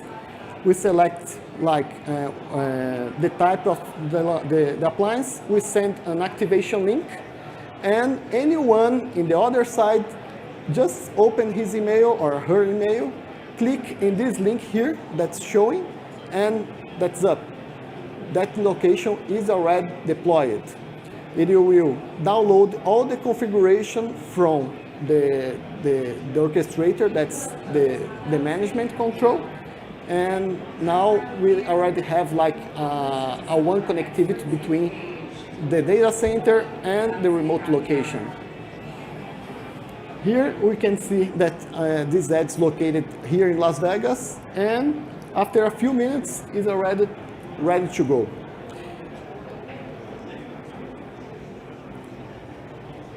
It will recognize all the WAN links automatically, and it will also make a network test to check what's the bandwidth available in those links. What else it has? It has an algorithm called DMPO, Dynamic Multipath Optimization, and it will help us monitor the flows. It does it per packet, not per flow, but per packet. It has an SLA that will monitor latency, jitter, and packet drop, and it can transport or steer the packets on real time, packet by packet. It will use all the links available to do that load balance. Something that's really cool is you can make a voice call, and if your MPLS link or your primary link fails, it will switch automatically, and you wouldn't even notice that had a fail in those links. Here we can see that even in a single link location, that's this case here that I did in my laptop, we can see that the protocol is correcting the problems that it's facing. It has a lot of jitter, it has some packet loss, but in the end, the quality of experience, the quality of the traffic that the user is receiving, it's enough. It's very good actually. And you have these controls for voice, video, and transactional. You can see for the video, for real-time video, it does a lot of corrections, and it's pretty good actually.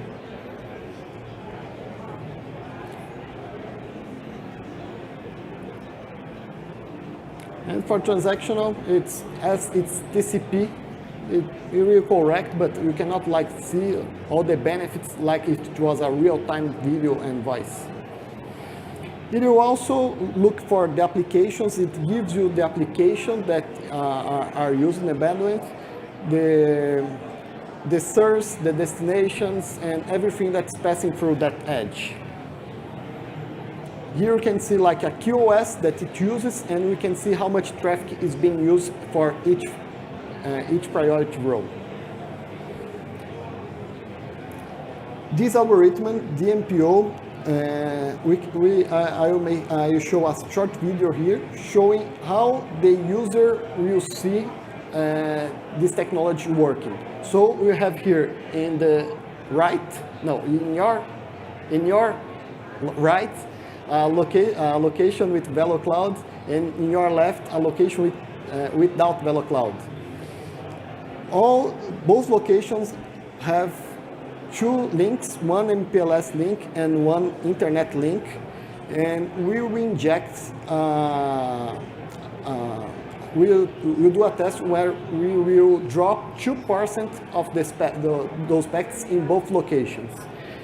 While in the VeloCloud or NSX SD-WAN location, we can see like the video is not impacted. We can see like in the non-VeloCloud sites or in no NSX SD-WAN location, we can see like the video quality is really poor, and it will like impact VoIP and like conference and other applications like SharePoint and applications that you need collaboration. What else? Something that's really cool about this technology is that we can make policies from a single location that's called orchestrator, that's the single management of the single point management, and you can create like what you call profiles. You create a profile and you can apply that profile to many locations, to as many locations as you want. And here you can configure something that's a business policy. You can set the source, the destination, and choose the application. Here you can choose like Office 365, or you can choose SharePoint, or you can choose Zoom, Facebook, Skype, whatever. And you can we can select how that application will work on top of my connections. If it use like a multipath, or you use like a single link, if it use like MPLS link preferably or mandatory, or if you use a public link, or if you use like 3G or 4G, if you try to correct the application before do the steering, you also can change the DSCP if you want.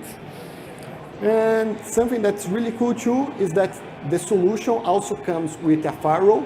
It's a stateful firewall that reads to the application. We can set the source, the destination, and also the application. Here you can select like Facebook, but it's not only Facebook. You can select like Facebook embedded video or Facebook message, and you only discard or drop that application, that sub-application. All you people sitting out there on those tables, get in here And it's time. here we have the SD-WAN architecture, the NSX SD-WAN architecture. We have on the remote locations what we call VeloCloud edges that can be a virtual or a physical appliance.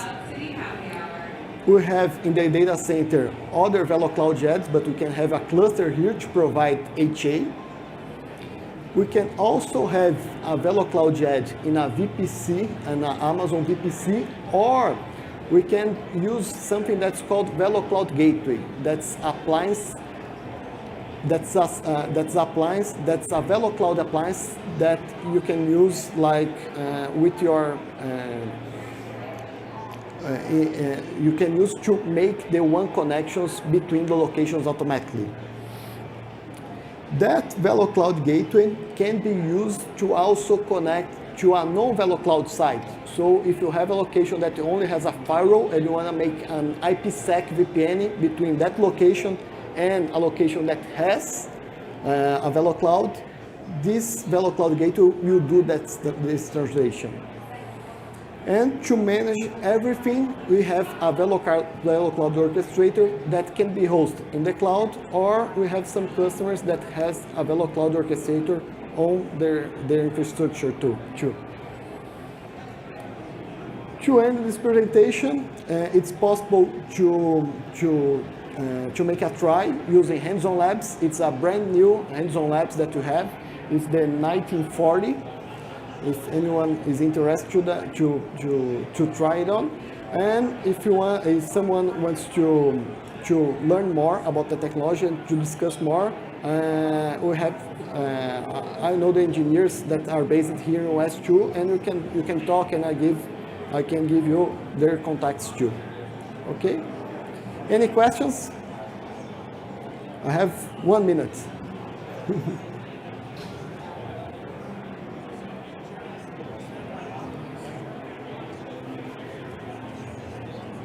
Sorry?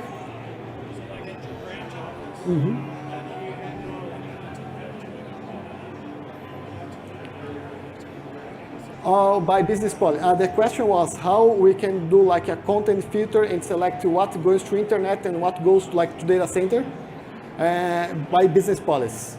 You can select that by business policy. Okay. Any questions? Okay. Thank you guys. I appreciate it. So thanks for everyone to coming out to the vBrownBag presentation. My name is Demetrius Malbrough, and I am a technical marketing engineer at Rubrik. And I will be speaking to you today about building relationships the podcast way. So hopefully you will have an opportunity to learn something new in this session, and I will go ahead and jump right in.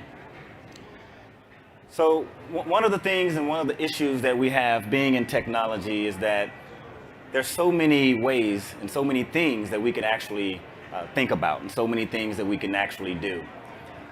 There's competition for our mind, and most of us have a hard time really trying to carve time out for certain things, or some of the things that are most important to us.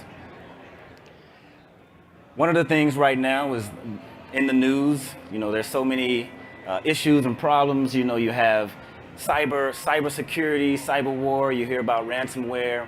Not to mention some of the political news. It's just draining, all of our times. You can literally spend an entire day following what's happening just in politics alone. And if we have any sports fanatics in the house, I don't even have to explain this category. When football season had just kicked off, and you have a lot of football fans and basketball fans that are out there, and that really consumes a lot of our time. So you don't have to worry about me spending my time in that category, because I kind of gave up on sports a long time ago. Technology skills. So as a technologist, most of us spend all of our time here. So we have problems trying to manage our work life, managing home and managing work, and we just spend too much time in this category. And sometimes we really spend way too much time in maintaining our skills and really trying to branch out from just the technology portion. And family, this is a really important function and category that we all have to learn how to schedule our time in, right? Family is very important, and this is definitely a category where most people, either you're spending quality time with your family or you're not. So where is your focus today? And trying to divvy up your time between your mental health and your spiritual health can be a challenge. Also, your physical health, taking time out to exercise, eat right? Drink enough water.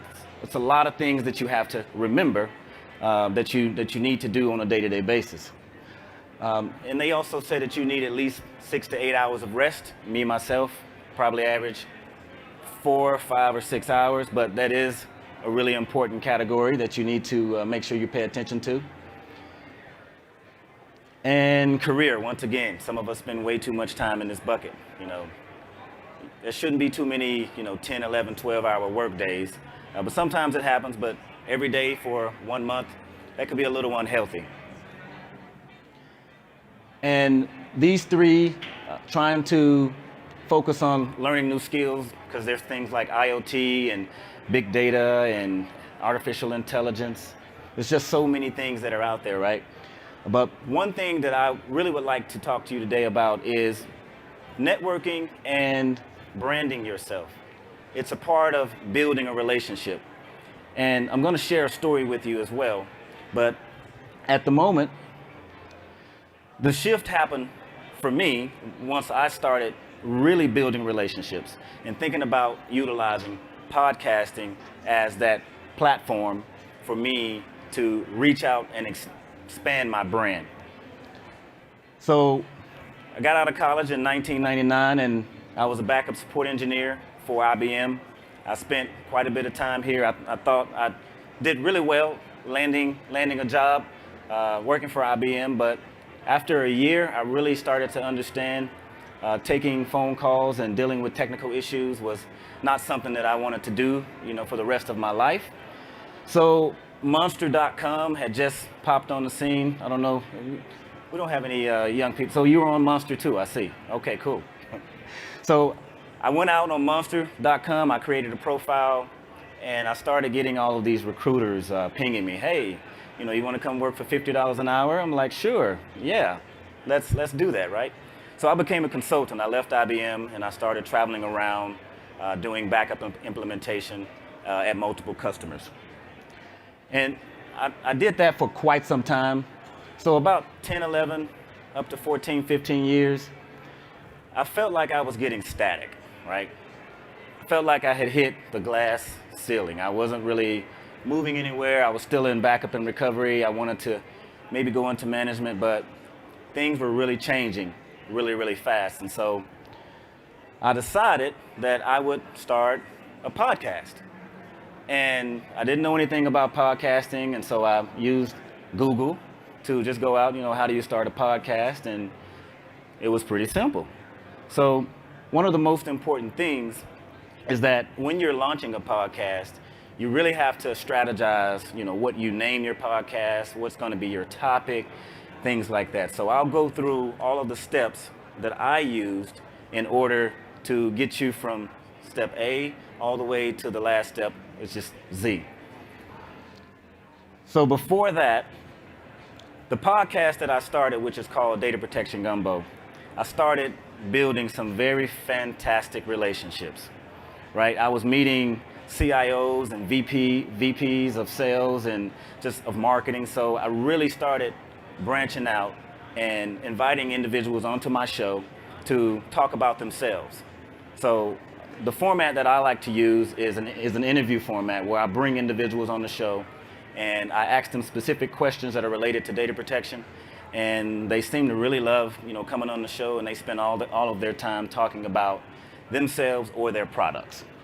And the podcast that I created actually landed me the job that I'm in right now. I'm a technical marketing engineer, but I started as a support engineer at Rubrik for 1 year, and then I moved over to marketing. But this is how I landed my job. I built some great relationships in multiple different companies, and I saw Rubrik, and it was a fantastic place to work, and that's exactly where I landed up, and that's where I am today, truly enjoying myself.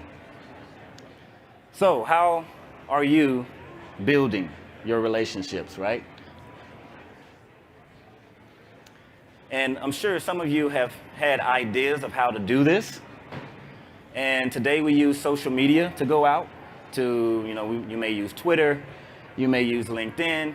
And LinkedIn was one of my platforms of how I actually made the connections to reaching out to certain individuals, because a VP or a CIO necessarily will not respond to you unless he knows that there's some type of value prop in it. So when you mention, hey, you want to be on this podcast, sometimes they say yes.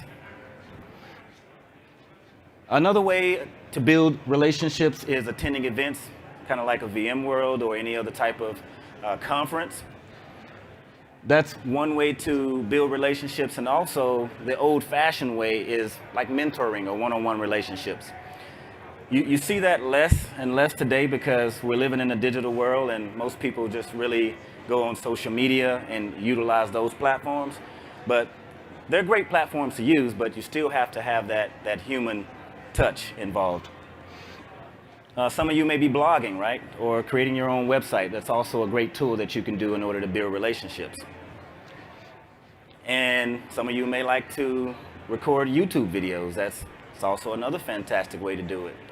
But to go ahead and give you the steps of how to build relationships the podcast way, this is how I started. So I took a lot of time to sit back and think about a crazy name, a catchy name, one that would actually draw the attention of anyone that would ask me, okay, what is your podcast about? So I decided to name it Data Protection Gumbo. And the reason for Gumbo is that I not necessarily want to just talk about data protection. I would like to talk about everything that data protection touches. So no topic is really off limit as long as we loop data protection back in, because like I said, everything is digital now, so it's kind of hard not to talk about all the data that's coming in and being able to protect that data.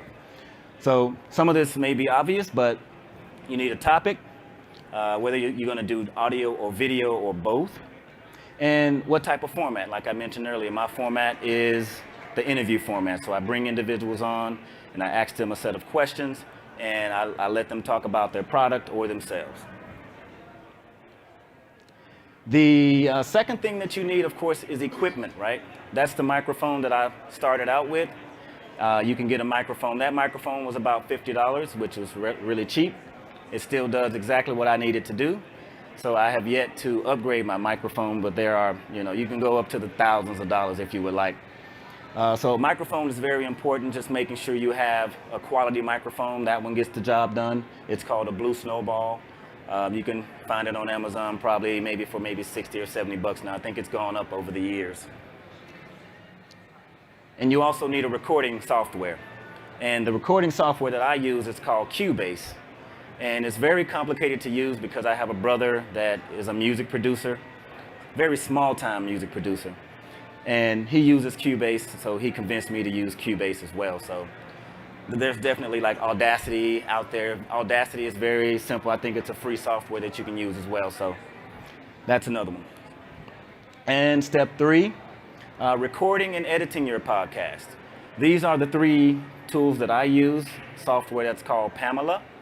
And Pamela records the audio for you, and it also plugs into Skype.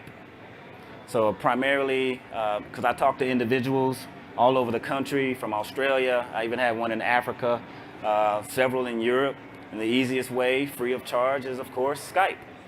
So I use Skype, and I started also using YouTube as well. So you can actually, after you export it out as an MP3 format, you can upload it to YouTube.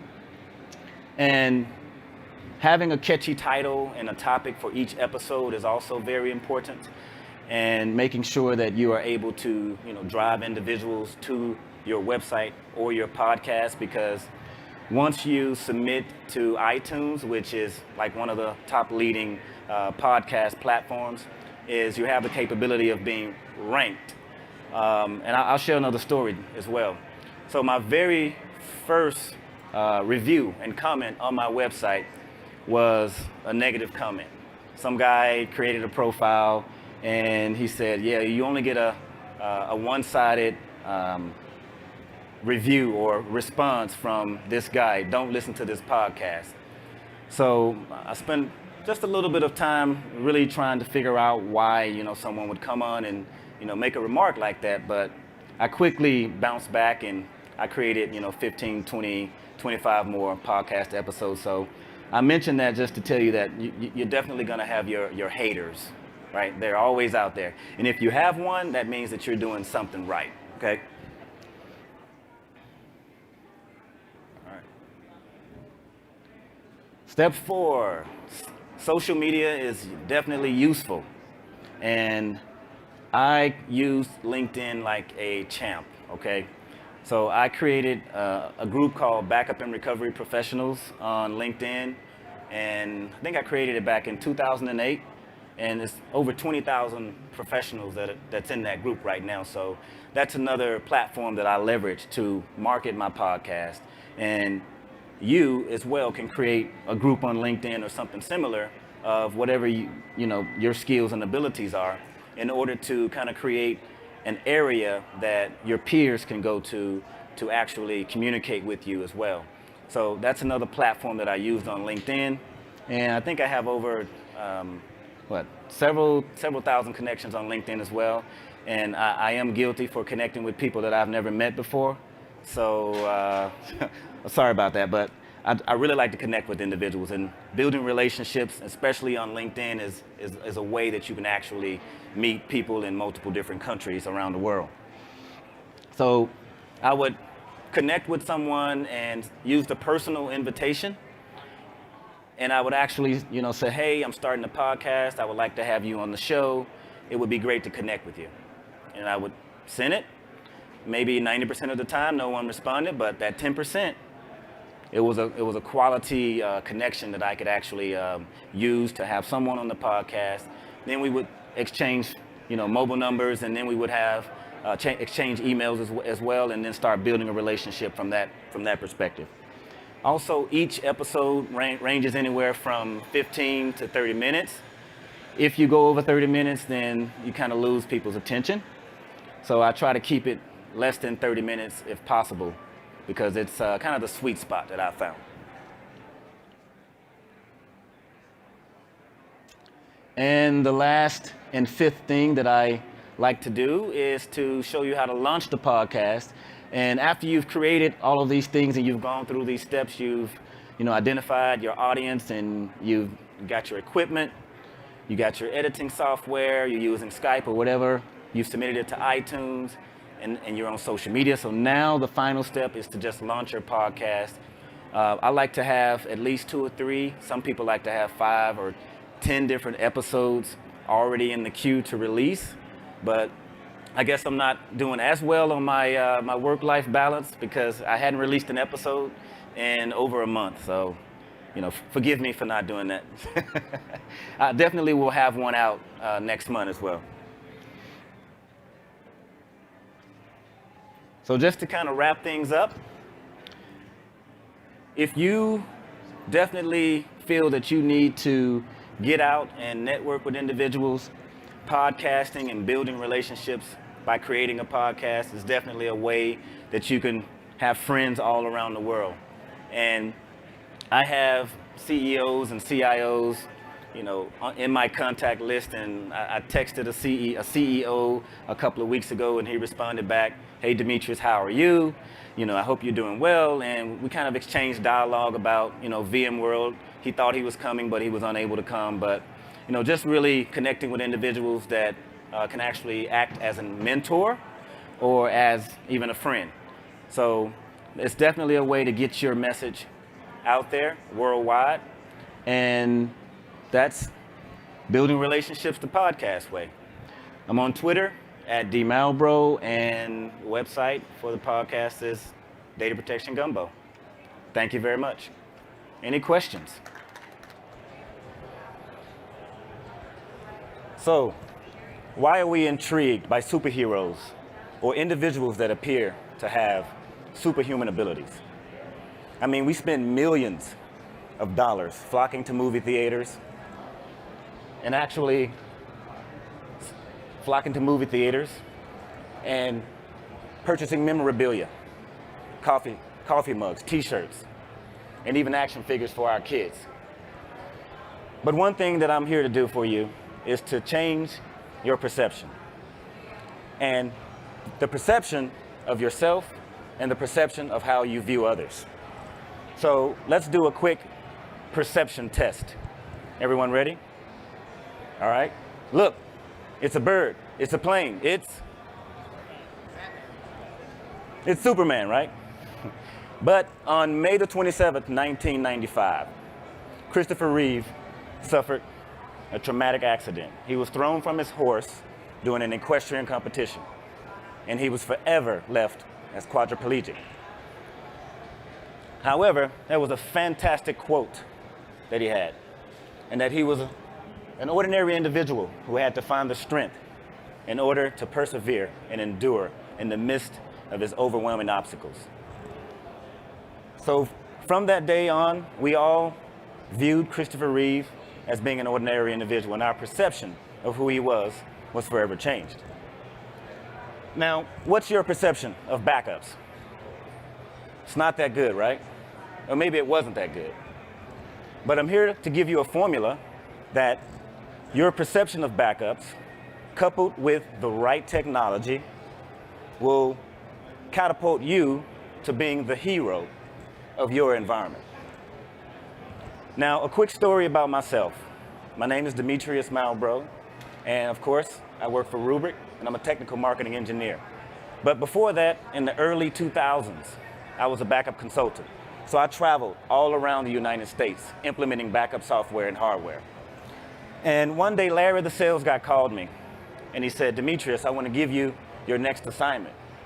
But instead, he goes on to tell me, this next customer, they knew you by name. So I was a little surprised that they actually knew me.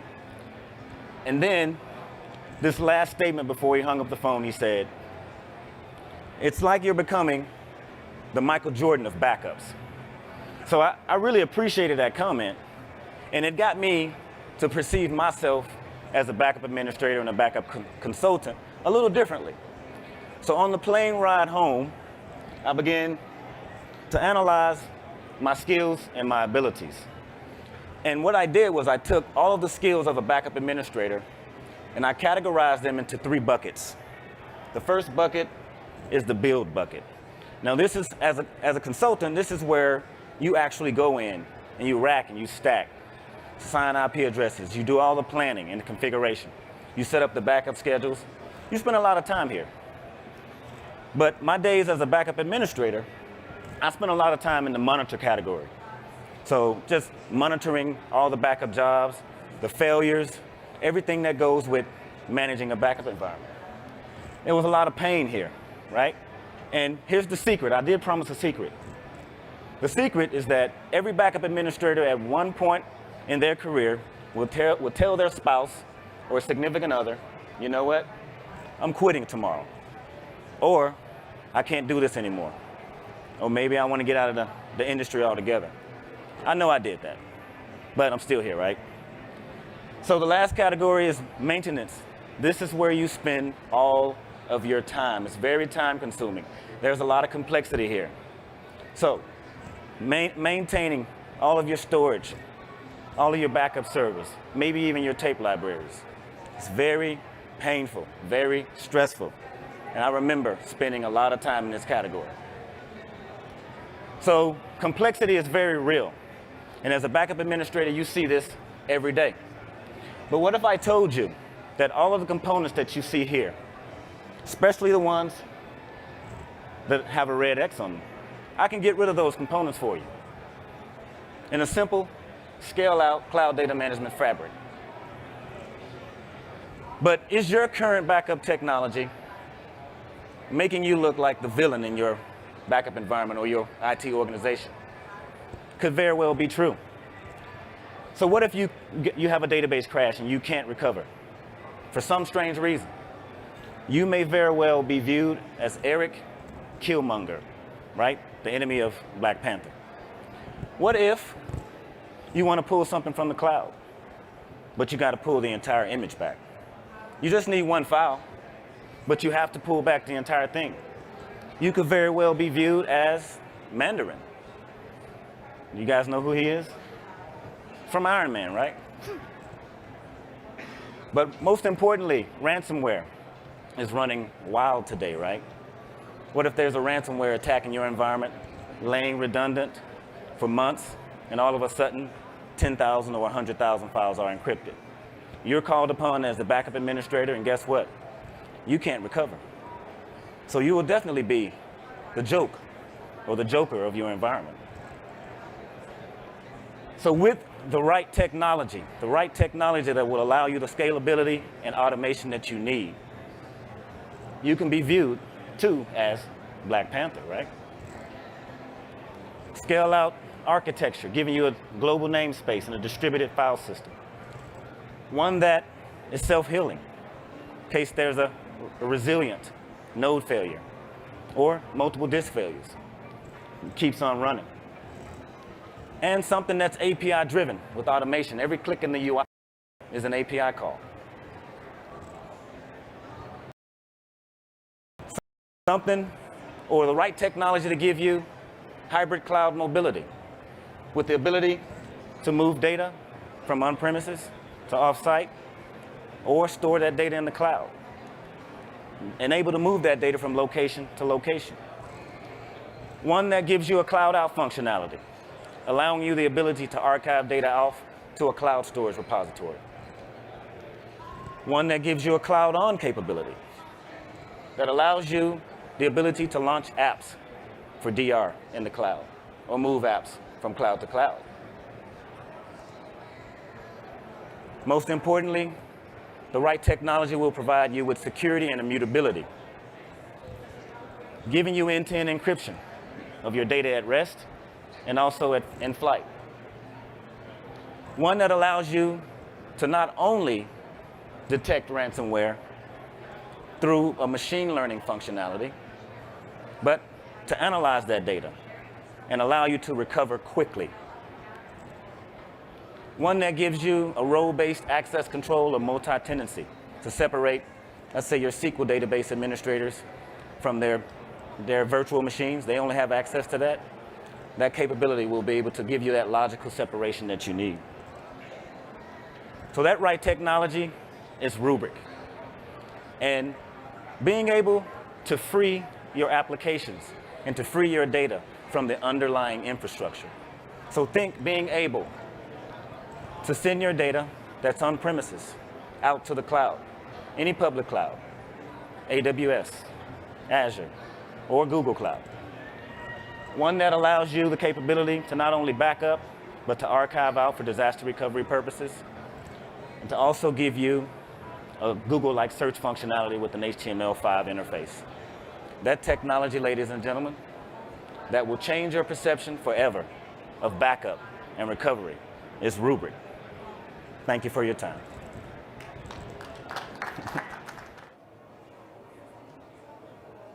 Hello, everyone. Thank you for coming. It's great to talk to you. My name is Doug Chamberlain. I work here at NetApp in product marketing. And today I want to talk a little bit more about really bringing yourself to success with end user computing, right? Getting past the virtual desktop. Talk a little bit more about how NetApp HCI has a little different platform that may help you with that project. When we look at end user computing, we know that we have some business challenges, right? We know that management is going to give us these very tight deadlines. They're going to ask us a little bit more about why we're dealing with all these independent platforms. Why do we have all these different support contracts?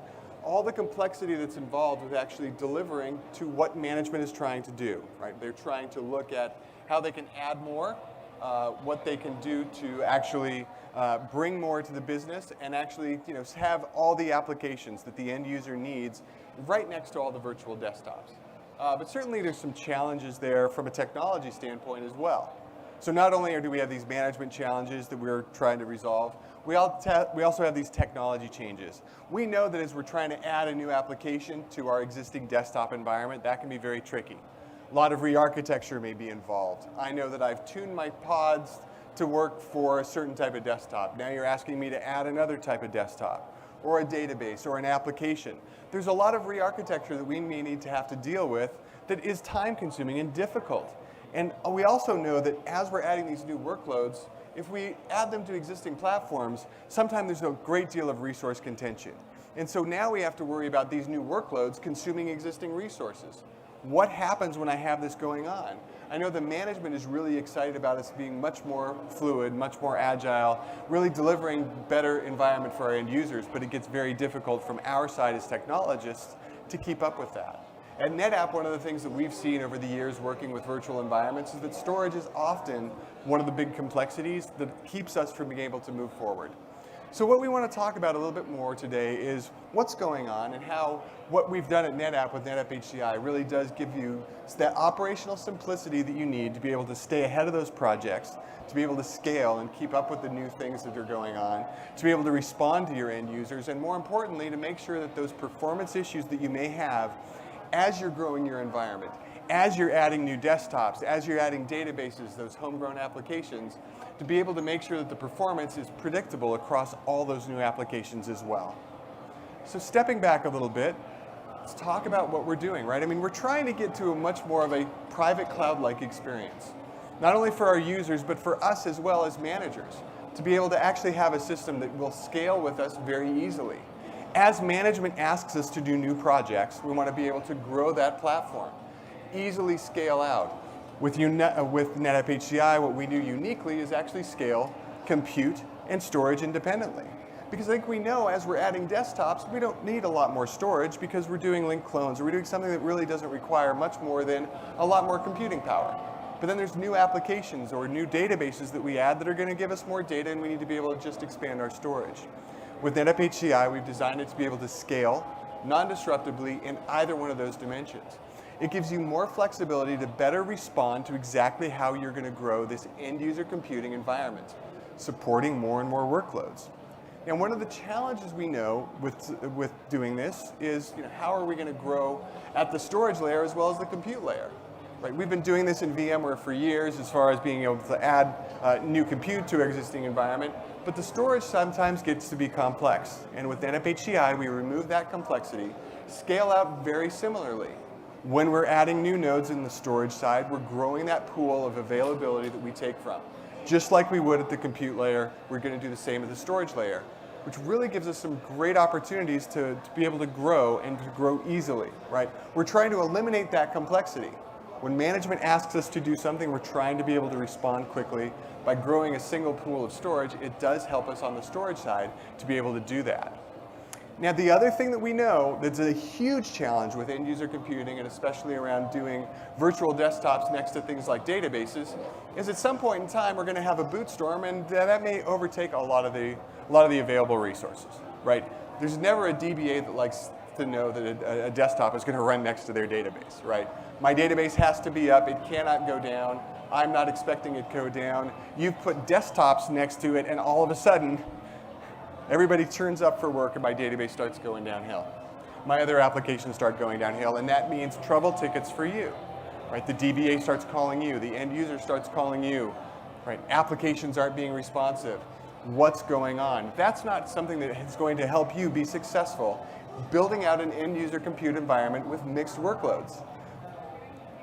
When we looked at how we could do things a little bit differently at NetApp, with our NetApp HCI, we're actually allocating the backend storage resources independently for each one of those applications. Every time I'm adding a new workload, I'm not only giving it the compute layer specifications it needs, but the storage layer as well. How much storage space do I need? How much IOP performance do I need out of that storage? And each workload is going to be isolated and protected from each other. So instead of having that big spike, that big downturn, that big resource contention issue from that noisy neighbor, I no longer have to think about what do I have to do to resolve that. I've actually preemptively set myself up for success. I've looked at my resource availability, I've allocated the resources properly, so every time I'm adding a new database, every time I'm adding a new desktop, every time a new homegrown application comes out, each one of those new workloads is going to have its own protected level of performance. And I know that I won't be dealing with any of this interference because each one of them has been protected from each other. By giving them their own resources, we help you get to that optimal experience. To be able to fire up those new desktops, to move from engineers from their physical to virtual, to help make sure that I'm expanding my call center, to make sure that all my new databases or my new applications all have the performance that they need to give the results that I'm expecting. So when management calls and says, I'm ready to do something next, I'm ready for those new projects, I want to push end user computing forward, what we hear is, I can do this. I know that at the end of the day, every new project, I'm going to be incrementally able to scale. I need more compute, I'm going to add more compute. I need more storage, I'm only going to add more storage. I know that I can shape exactly what I'm delivering from a platform to the exact needs of the business. When I look at that as well, not only am I eliminating the storage migrations, taking a lot off my table, right? Eliminating the effort that I have to put into building this system out, I also know that the end users are going to get the results that they need. I'm able to deliver each application very predictable performance. When I think about the challenges of moving to VDI, what I've done to create these different pods for each desktop and the databases and the applications all sitting on different platforms, those are kind of going away. Now I have the ability to, in a single platform, deliver predictable performance for all these various applications.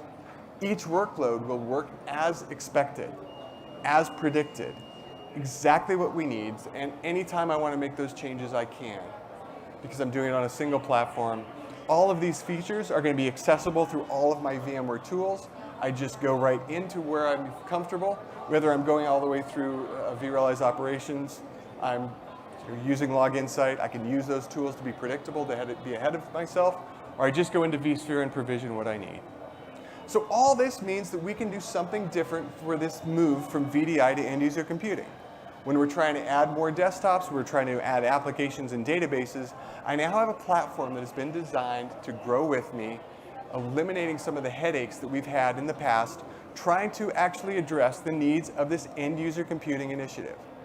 So we're happy to really talk to you about this because at NetApp we're very proud of what we've done to give you that next generation end user computing platform. Thanks so much. Appreciate your time. Any questions? Yes. Hello, my name is Edward Haledke, and I'm here to talk about what's next, Security 201.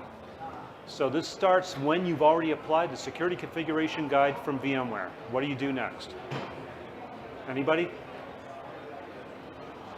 So the security configuration guide has multiple profiles in it, and you've got the DISA-STIG, which has multiple profiles in it.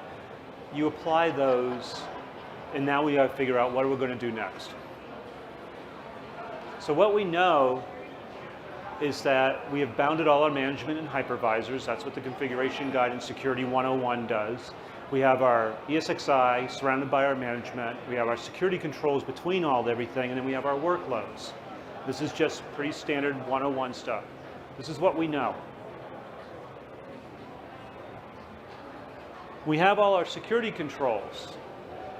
We have our firewalls, our hypervisor settings, our VM settings, our network settings, our logging.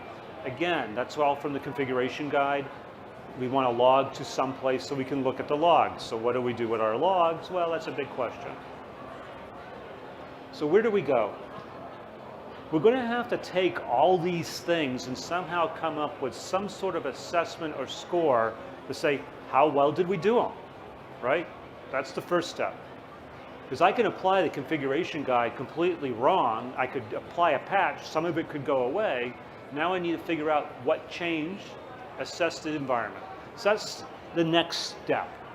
There are tools to do that out there. I've written some, other people have written others. Then we want to know, did our score go up or down? Does the system change in any unexpected way? And how do we know it's unexpected? Every change to an environment should be known in some fashion. If I'm changing the hypervisor, I should know what I'm changing and why I changed it. Basically, if you're in a big shop, there probably is a ticket associated with that required change. I applied the configuration guide. I patched. Oh, I went in and changed a setting because I had to tune vSAN. All these matter.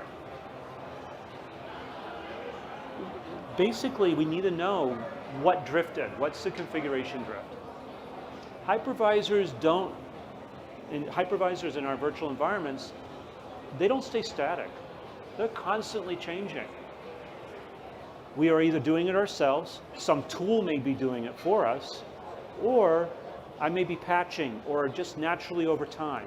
By the way, a long uptime is not a badge of honor. If you have a long uptime past 3 months for a hypervisor, that's actually a badge of shame. It means you're not doing security patching, which come out every 3 months, if not earlier. Some of them come out every month. Patch as often as you need to. Part of that is also controlling configuration drift. I assess daily. Some people can actually assess audit every hour. It depends on how vibrant your environment is, how much it's moving. You want to do is basically, if you are making a change, you may want to, like I just did an update, I may script an assessment immediately as part of that update. Why? Because I want to know, did that update change something I did not know about? I do this specifically in my lab environments where I'm testing upgrades. Then when I go to production after my test is done, I know what should be changing back to where it should be going.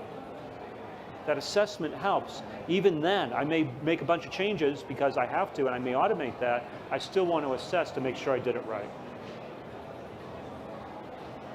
So what do we monitor? These are just some basic things. You want to monitor the things you cannot prevent.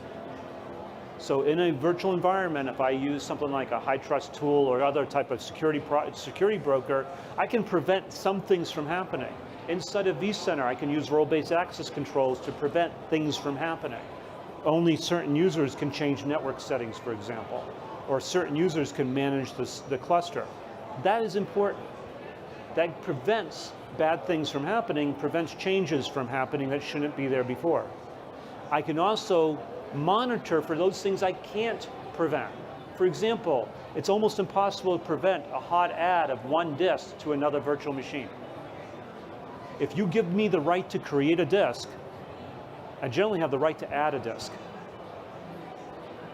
So you want to monitor for that activity. You want to monitor for placement of VMs. Even though I can tell you can create a VM and you can only put it here, well, actually you can put it anywhere you have access to on that hypervisor. So you want to monitor for placement. It may go in the wrong spot. Oh, that area is a virtual switch, for example, is for the DMZ. Well, I just put a production VM that belongs out in an unprotected area of my network into the DMZ. That's probably a bad idea. You want to remove it, and that's why you want to monitor for placement. I want to unapprove, and basically there's also a lot of unapproved networking out there.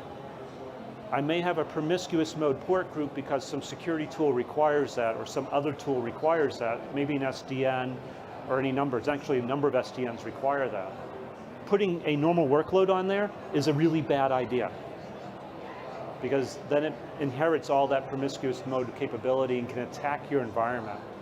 So again, I want to monitor where I'm placing things, whether it's in my network, whether it's inside of my storage. I may have a different LUN or different storage or data store for certain workloads, and I want to know if I'm going across trust boundaries. So you monitor for things you can't prevent.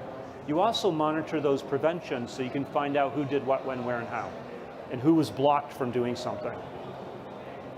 I also want to monitor performance. The funny thing is that years and years ago at RSA conference and VMworld, this was around 2010, yes, many years ago, I asked an important question of a bunch of security guys. I said, what is the early warning system for virtual environments to tell if something's gone wrong from a security perspective? Almost to a person, they said performance. It'll give you that metric that says something just spiked and chewing through CPU. Well, if that's not normal behavior, it could have been an attack. You want to monitor for that. Matter of fact, App Defense takes advantage of that same thing, and that's how it does it. It actually monitors CPU and memory utilization to give you a possible, hey, I'm being attacked. Now go deeper. So it does that. Log analysis. I want to analyze all those logs. The vSphere 6.7, 6.5 logs have been greatly improved. So I can now bring those into VRLI using security dashboards or even creating your own. You can monitor those all for security events. Somebody doing something they should not do. That log analysis is really, really important. Splunk actually has enterprise security with virtualization logging in it already for the main things that people should be looking at. That's a good start. You can add to it, add your own rules, add the things that are unique to your environment that you don't want to see. Why? You don't want to monitor, but you don't want to just alert. You may want to quarantine then alert. And actually there's a lot of text on here and that's going to be on screen. The reason being is that some issues require an immediate response. I place a VM on a promiscuous mode port group that shouldn't be there. I may not want to wait for the alert to cycle through the system, which could take, what, an hour or 2 hours? In the meantime, I've already attacked your environment, stole all your data, and left. So you want to basically quarantine or shut down or get rid of that immediately, and then augment the logs to say, I did this action, and then that people can go back and say, okay, that travels all the way through, but I've already done the action. This is important. You also, to do proper quarantining requires more. I may need more network, I may need more storage, I may need more compute. And the reason being is I may be taking bigger VMs, quarantining them by moving them into another location. I may be moving them across data stores, I may be moving them across to different networks, and I may want to keep them running while they're doing their bad stuff and monitor them even further while they can't go anywhere. So I may need more resources available in my cluster to do this, and it's actually very important. And then the alerting part, again, you want to quarantine, then alert. The alert needs to feed stuff into the log files that says, augment the logs that says, I quarantined this, this is why, and it did it automatically. And this is the tool that did it. So again, get who did what, when, where, and how. That way, when it comes down to the security response team, they'll know where to go, they'll know what they're looking at, and they'll know why you did it. And it's an automatic function. That's the next step. Then we get into things like forensics. So I've quarantined, now I need to do forensics. You need to ensure your virtual environment is forensics ready. And by forensics ready, I mean that you may probably want a forensics cluster. You don't want just one host, you want a cluster of hosts. You want enough storage that I can move things to it so that that storage is now separate from my regular environment. I want enough networking that I can actually duplicate the networking environment in this quarantine area. And I'm too far forward, sorry. When I do that, I now have a forensics ready system that has already VMs in it that actually have all my forensics tools. I may then be able to do snapshots and memories and get memory. And when I look at all forensics, you don't want to do forensics haphazard. Forensics is actually for the court of law. Anytime you use the word forensics and you're doing it, it is for the court of law. End of story. You want to take really, really good notes about what you're doing. You need good notes, and everything you do has to be repeatable. When we do malware analysis, we're not doing forensics, we're doing analysis. If I'm doing malware forensics, that means I have to step up my game. That's where you need these forensics tools already available, ready to fire. And I said, forensics for malware is no different. It's still for court of law. But I have an advantage in a virtual environment that no one else has. I can get memory and disk and everything right underneath the VM. The malware, the attacker doesn't know I did that. And I could do it multiple times to get difference in changes in state. That way I can track all the way through my environment exactly what it did to memory, what it did to disk, how it went from A to Z. So don't look at just point in time. You want multiple points in time.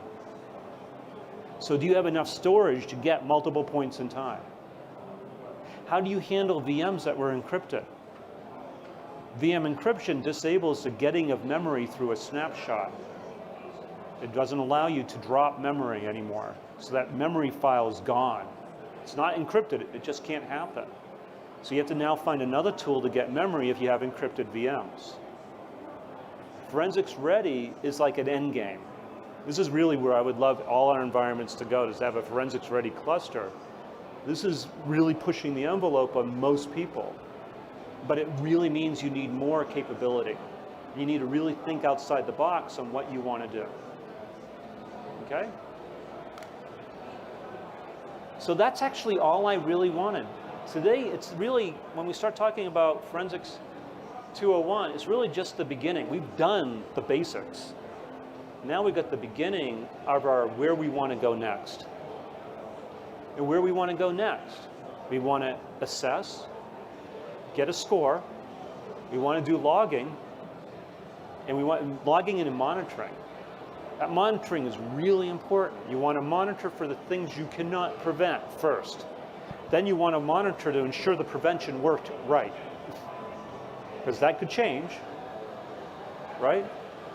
Then we want to worry about what are we going to do when we find something bad. We want immediate actions as fast as possible. You want within 5 minutes. That should be your goal. It shouldn't take an hour or two or even a day. 5 minutes, automation is king here, okay? And then you want to have everything ready to do forensics on it right away.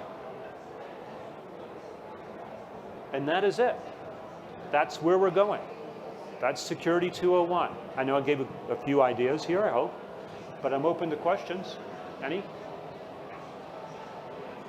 I don't know how much time I have left, so. Well, it's supposed to be 15 minutes, that's why. Yes? Question?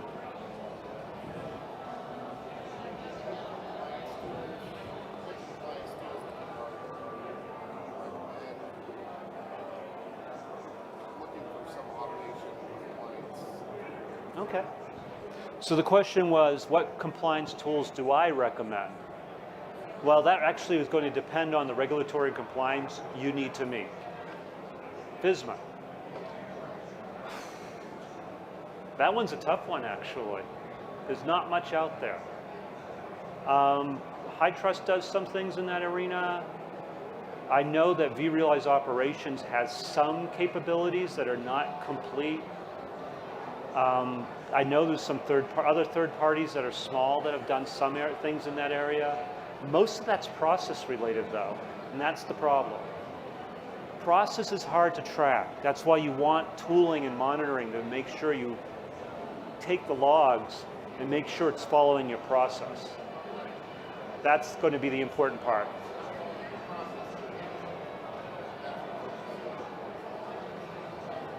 Yeah. How do you get to the process that you need to follow? There is, actually at RSA conference a couple years ago, there was one that actually walked you through secure processes for various regulatory compliance. Let me get with you after this and we'll talk about it. I can't remember the name of the company off the top of my head. It was like a just started startup type thing. And I can't remember the name. No, not Puppet. Puppet can do some of that, but not all of it. Yes? Oh, you're just fixing your glasses? Anybody else have another question? So here's the other question is, how do you prepare your systems for forensics? I like having a forensics cluster, but you also have to look at the forensics tools. Not all forensics tools are made ready for virtualization. Be really careful which tool you choose. Now, the one that I like the best is FTK. They actually do access data. They do a lot better than almost any of the others for a virtual environment. They actually even understand virtualization, which is a good thing. So it's something to think about. Monitoring, there's going to be a lot of roll your own. Everybody's rules and regs for what's valid is different. What you quarantine on will be different from company to company to company. I do know if you're going to be putting a VM on a promiscuous mode port group because that you're required to have one, which by the way, you should never have one. And any time you have one is a massive exception. But if you need one because you need to get packet data or something like that, which actually is valid, it's short-lived, you need to make sure you know exactly how to turn that off, anything that is not it, off, or move it. Get it out of there. It doesn't belong. That's what you need automation for. We are not fast enough. It will take me 30 seconds to attack an environment if I have that level of access. I'll be able to drain the swamp easily if that's what your virtual environment looks like. It gives me too much access, so you need to make sure I can turn it off as quickly as possible. That's where you're going to have monitoring tied to automation. That's something you would probably end up even having to turn off or quarantining to find out how you even got there in the first place. Could have been a mistake. It could have been a legitimate malfeasance. Any other questions? None? Thank you very much. How many have been here for 10 years? Hello, my name is Edward Haletke, and I am a virtual VMware vExpert. 10 years. I've been coming to VMworld since 2008. I started out with virtualization like everybody else, P2Ving my desktop to a VM and workstation 2. Okay. Did anybody else fall that way? Anyways, throughout my years, I've been studying the hypervisor. I want to know how this thing works, because if I understand how it works, I can better secure it. And I have a security mindset, so that's where all this comes from. I also like tinkering. I like knowing how things work, so I went and did that. So this is how data flows through our hypervisors, VMware vSphere specifically, or ESX, and ESXi. And we have multiple different flows we need to worry about. The first one is our network flow. Typically, everything moves from the VM through a port group to a vSwitch, through something called the DV filter, and then through the driver, and eventually I get to the hardware and the physical NIC, and I go out from there. At any one of these stages, I can intercept data. We need to think about that. Management has its own network. We call it VMK0. It's a port group with a VM kernel device. It flows pretty much the same way. No real major things here. If this was a, with no VLANs, everything flows off the same and looks the same. Now, it has general security controls and where they are placed. Inside the port groups themselves, and actually the virtual switch, I can reject a bunch of things. Inside of the virtual switch are other controls like traffic shaping, network IO control, load-based teaming, and things that control the driver further down.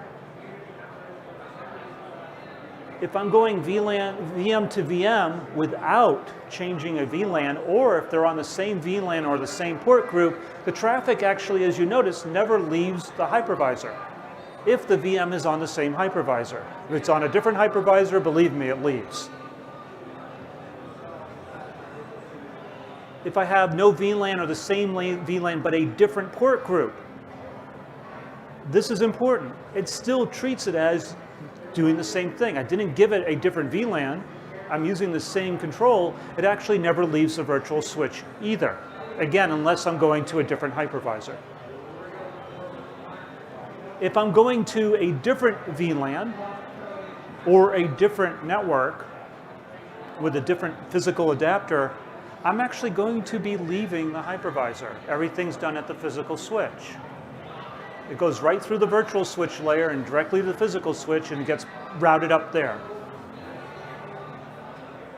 If I have a no VLAN, save VLAN, different switch, different adapter, make and model, same thing happens. I have to go out. And make and model does mean different things.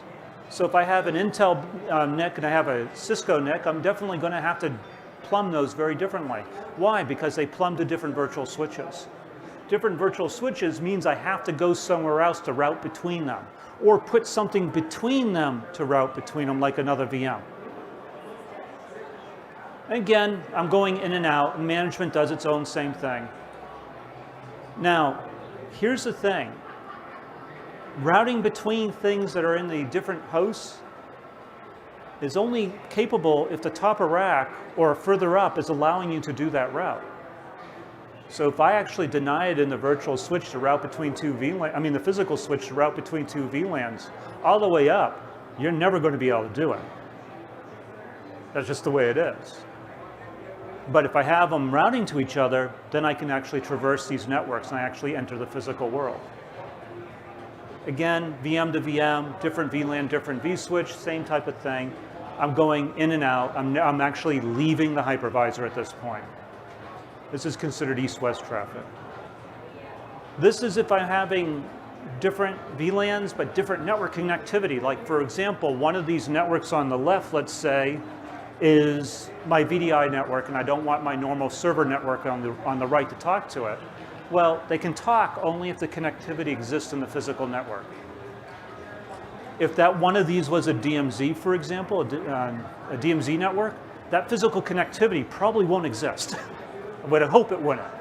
So you would have a break there and they would not be able to talk to each other. So that's that. That's networking. It's pretty straightforward. There's lots written on this. You can always find that, and there's been a great talk set of blog posts called The Great vSwitch Debate. You can find it all in there. So let's talk about NSX. In here, everything kind of looks the same, no guest introspection, everything's just standard traffic, and I'm blocking it. So NSX, I can actually tell the VDS to block all traffic. Actually, every VDS I can do this. I can say block all traffic on that VDS. It'll go to the VDS and just die. Won't go any further. I can do that. That's built into a virtual distributed switch today. It's not built into a virtual, the VSS, the standard virtual switch. But if I want guest introspection, which is built into NSX, and actually it's part of VMware tools. It's installed as, anytime you install VMware tools, the guest introspection API and libraries and agents are installed automatically. So what happens is the VM does something different.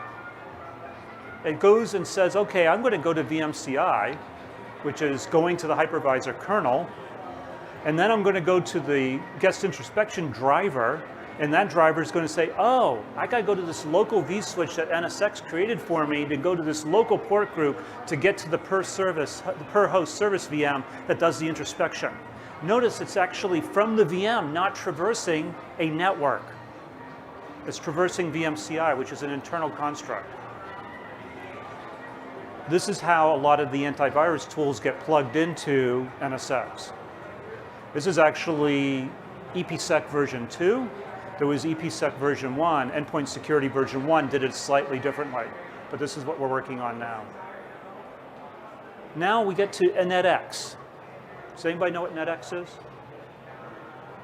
NetX is basically the next generation of security from VMware built into NSX. It's for NSX-V only at the moment, but allows you to actually tie together, kind of like network function virtualization, a bunch of controls that are drivers and/or service VMs that you can steer traffic through. So in this case, I got 2 virtual security appliances. I'm actually going into the DV filter. DV filter has the NetX slots. It fills in the slot, sends data to an appliance, says, oh, you do that. Oh, next slot, go to the next appliance. Any one of these appliances could say, don't deliver that traffic, or modify the traffic, or do anything I want to it. And then it'll pass to the next one and the next one. And there's only a limited number of slots, so there's only a limited number of things I can do here. Again, if it's allowed, then the traffic would be allowed out and follow the same path of the network switch that we were talking about. So that's effectively the basics of the NSX security features. When it comes to the logical routers and everything like that, it's really just your DVS with a few other things thrown in and VMs to link things together. It's the best way to look at it. Virtual disk caching. This is actually really interesting. How many caches do you expect to be in your disk cache all the way down to your hardware? How many caches exist naturally? 2, 3, 10, 1, none? So generally the normal usage is the VM goes to a local disk cache.